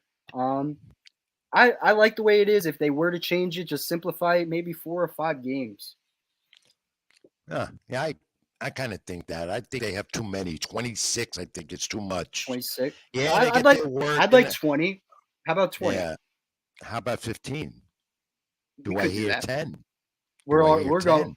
We're going Yeah. down. Yeah. Finally, where's Sunday? Nobody beats the Wiz, yes or no? Listen carefully. That's the big game. The commercials for the Super Bowl. Chips and dip for the Super Bowl. Wings, pizza. Your favorite things you love. Oof. Is I'm that your gonna- favorite thing, yes or no, about Super Bowl Sunday? Is it the game or is it counting days to opening day in baseball? It's funny you bring that up. It's kind of both. The day after the Super Bowl, I'm like, all right, baseball season's about to kick off. But you mentioned the finger food, mini hot dogs, the pizza, you name it, I'm eating on Sunday. Whatever Pigs I in can a get. row. Pigs Yep. in a row. You gonna have some for me? I'll have some for you. Yeah, because I know you won't be watching the game with me anyway. But pigs in a row. I want to hear That- Avery in a little while. What do you think's of pigs in a row? All right. Good job. Wiz, thanks on that. We close it up this week's edition on Sports with Rich. Nobody beats the Wiz till next week. And we'll come back. We'll have one final break here, sponsored by Skull Fuel Energy. This is Sports with Rich. I'm Rich Mancuso, live on the SLG Network at my channel, YouTube. Like, comment, and subscribe. Our social media handles scroll at the bottom of the screen. We'll go over briefly the AT Top 25, some little odds and ends here and notes, and wrap it all up. Back on the other side, one final time, Avery just gives a brief update on the significant scores of the night. Back after that. All right, folks, you get to hear my beautiful voice one more time this evening. We're going to finish up our NBA slate here. Let's see, less than 30 seconds to go. The Suns and the Nets are going to finish up. Suns are going to win this one. They're up 111 to 105. 30 seconds left to go between Pelicans Hawks. The Pelicans lead this one 113 to 107. 30 seconds left to go in the third quarter between the Bulls and the Grizzlies. The Bulls have come back. They are now leading 75 to 70. And the Nuggets are starting to run away with this one early. 9.5 left to go in the second. They lead the Timberwolves by 25, a score to 51 to 26. Moving over to the ice, a couple of games here. The Penguins end up taking the win against the Avalanche. They score one goal in the final minutes of the third period and win it in extra time. The Sharks and the Lightning are also in extra time. They're knotted at 3. About halfway through the final period between the Oilers and the Red Wings. The Oilers lead this one 3-2. 5 minutes left to go. The Islanders lead the Kraken 4-0. End of the second period still. Golden Knights lead the Predators 4-1. 8.5 left to go between the Ducks and the Blackhawks. That one's knotted at 1 in the second. We'll finish up our men's top 25 score update. Virginia is starting to run away with this one. A minute left to go in the first half. They lead NC State by 14. And with 2.5 minutes left to go in the first half between Kansas State and TCU, that score is 29 to 24. All right, we will go ahead and we will bring back in Rich and Robert.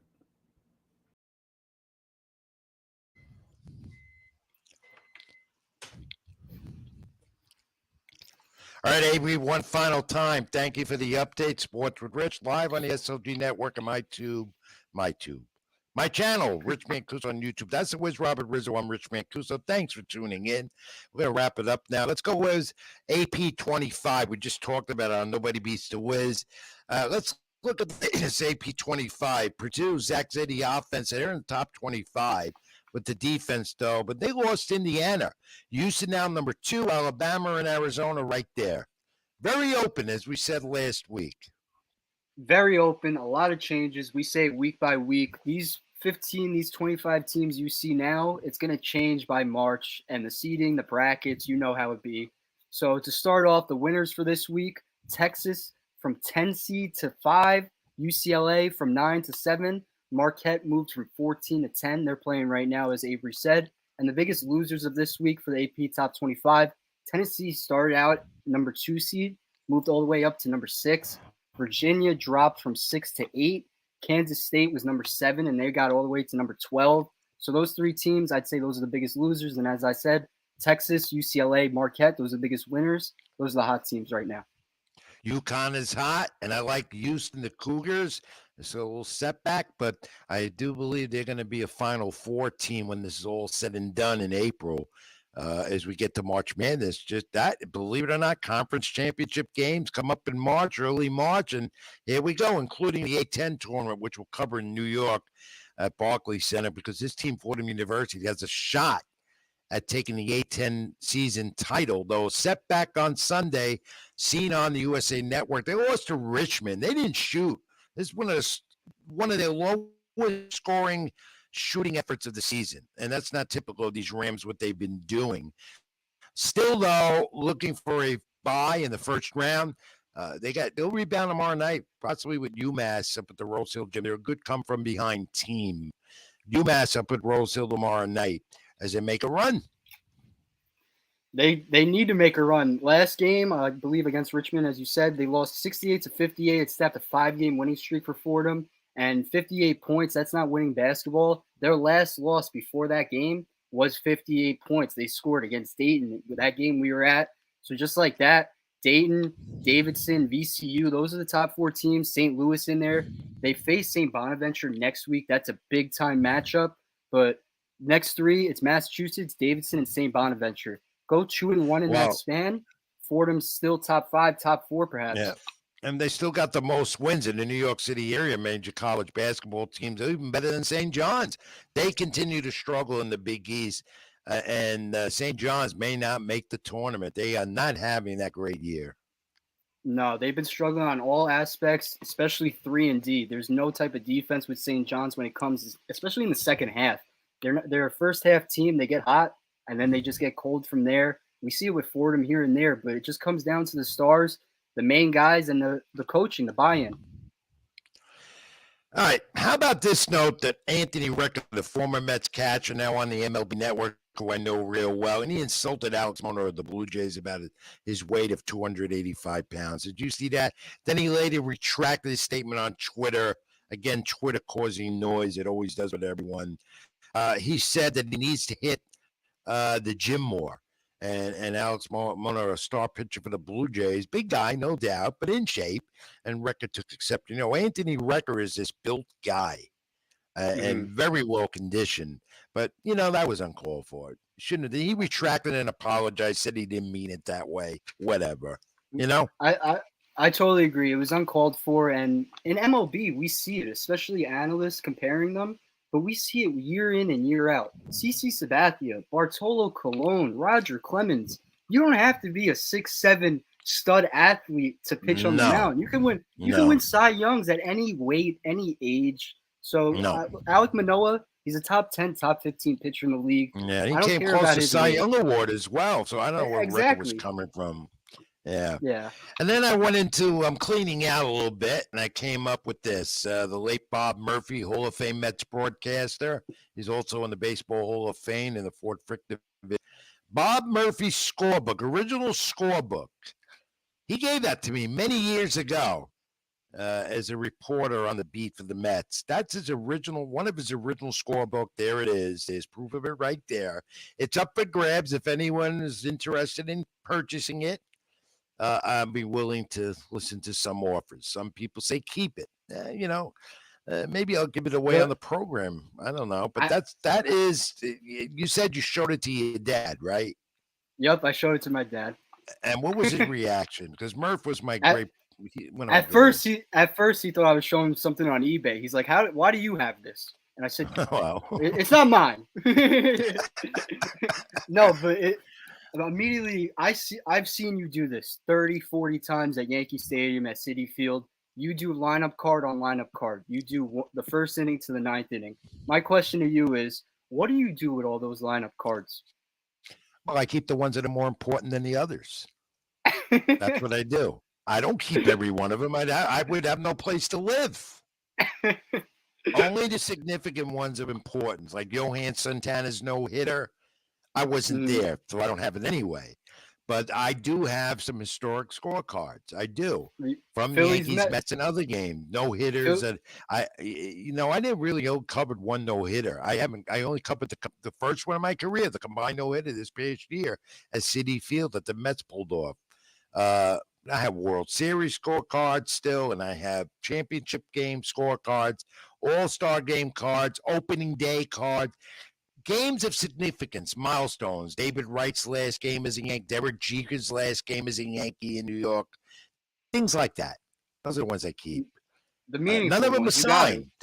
They're only signed by me. If you could understand my notations on these scorecards, I'm a horrible scorekeeper when it comes to the notes. I keep score, but you don't even have to do that no more. You just have to go online and look up everything. Get box scores right in front of you at every game with technology, for Christ's sakes.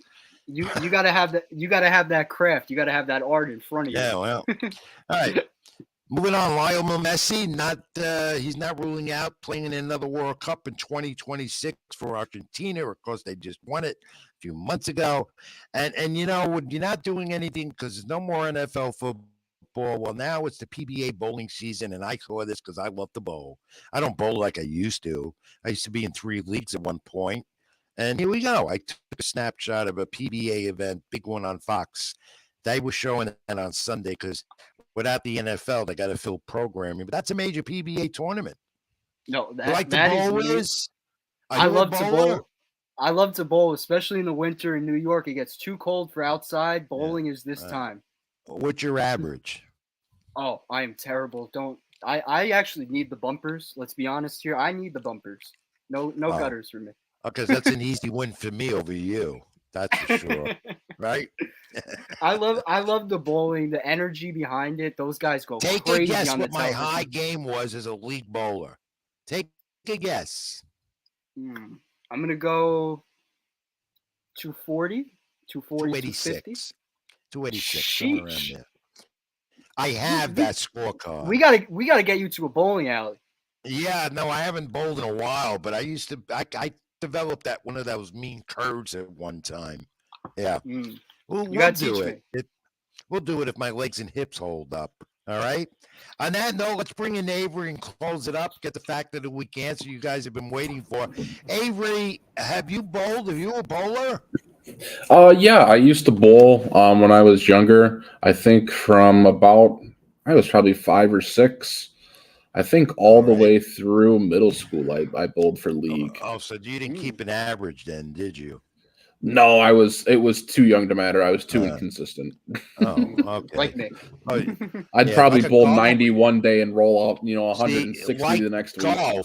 Like golf, and Wiz could tell you because his dad is an avid golfer, and my brother is, and a lot of people I know, and I'm not. You got to be consistent with it, or you'll never become a good bowler. I bowled in 3 leagues at one time. It's enjoyable. bowling. You have a lot of fun, competition. You have to get vicious too. You have some nasty people on your own team, so you better do this or whatever, whatever. Yeah. But a lot of fun. Prize money too when you win. It's exciting. All right, guys, here we go. Let's get that fact of the week answer. Sponsored by Skull Fuel Energy. Get your energy needs. Look for the skull. All right. So the fact, Kansas City Chiefs played in the first Super Bowl against the Packers in 1967, but they were not the Kansas City Chiefs then. I want to know the name of where they were and the city they played in. What year? Who are they? I gave you the hint. There's a team now in that city with the same name that they had at one time.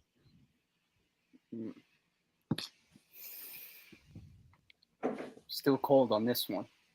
Yeah, You came in hot this week. I told you I would. That's why Avery feels warm in Green Bay, Wisconsin. I don't know if warm is the word I would use, but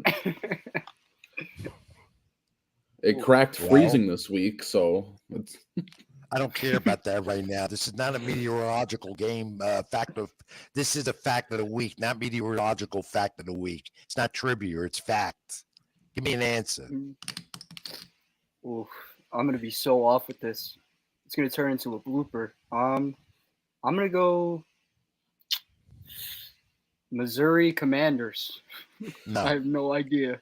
Yeah, I know you don't know. I just see it on your face. Missouri Commanders. I just made a blooper. What did you fight in the Civil War? All right, Avery. All right, Rich, I'm going to be honest. Curiosity killed the cat. I did Google it while we were off screen, so I I'll knew go you ahead and would. I'll let you tell everybody. This one really itched that part of my brain. Well, okay. Well, you're not supposed to Google it. That's the fun of this. You took it away. I know. They were named. The Kansas City Chiefs were the Texans in 1963 when it started. They relocated to Kansas City, and they also they call that home. They competed with the Cowboys, not competing with the Cowboys at that time, according to what I got. Is that what you got off Google? When I Googled it, it actually said that they were the Dallas Texans, that they were located in Dallas. That's right. They were named the Dallas Texans. 1963 relocated and to Kansas City after doing all of that. So yeah, you know what? You Googled it though. You cheated. I did, but that's why I didn't give an answer. You know, I came up front. No, but you can't. That's good. At least you're being honest about it. I couldn't get an answer the first time. I wouldn't have had one for you have a this fact time. of the week streak going with the Wiz, and I don't want you to. That's not fair play, though. I don't want you to Google it. No, we have a loss for tonight. I believe we're 3-2 on the year. All right, good. No, you'll have it. So we'll work on it. Get back at you next week with the fact of the week. Sponsored by Skull Fuel Energy. Put that up again, Avery. Thank you for your great help as always on the program. See you next week, my friend. Stay warm. Be safe. Thank you, Avery. I'll do my best, guys. No website yet, but give them a call, 475-264-6091. Need to get energized? Look for the Skull. That's Skull Fuel Energy drink. Look for the Skull. That's the key.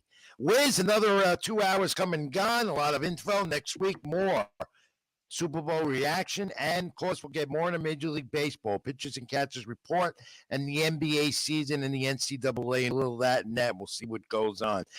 Thanks for the try, Professor Victor Master Vincenzo. Perhaps we'll get him on and we'll get the technical issues out of the way. Apologize for all that tonight, but great show as always, Wiz. Thank you, my friend, my young protege. I'm at Ring786 at Twitter, Facebook.com, Rich Mancuso. That's where you get me, Latinosports.com, NewYorkSportsDay.com, among the websites I write for. Wiz, where did he get you, my friend? Robert Rizzo here. Follow me on Twitter, RobertRiz994, Instagram, RRizzo4, Facebook, Robert Rizzo. Catch all my daily content on Latino Sports.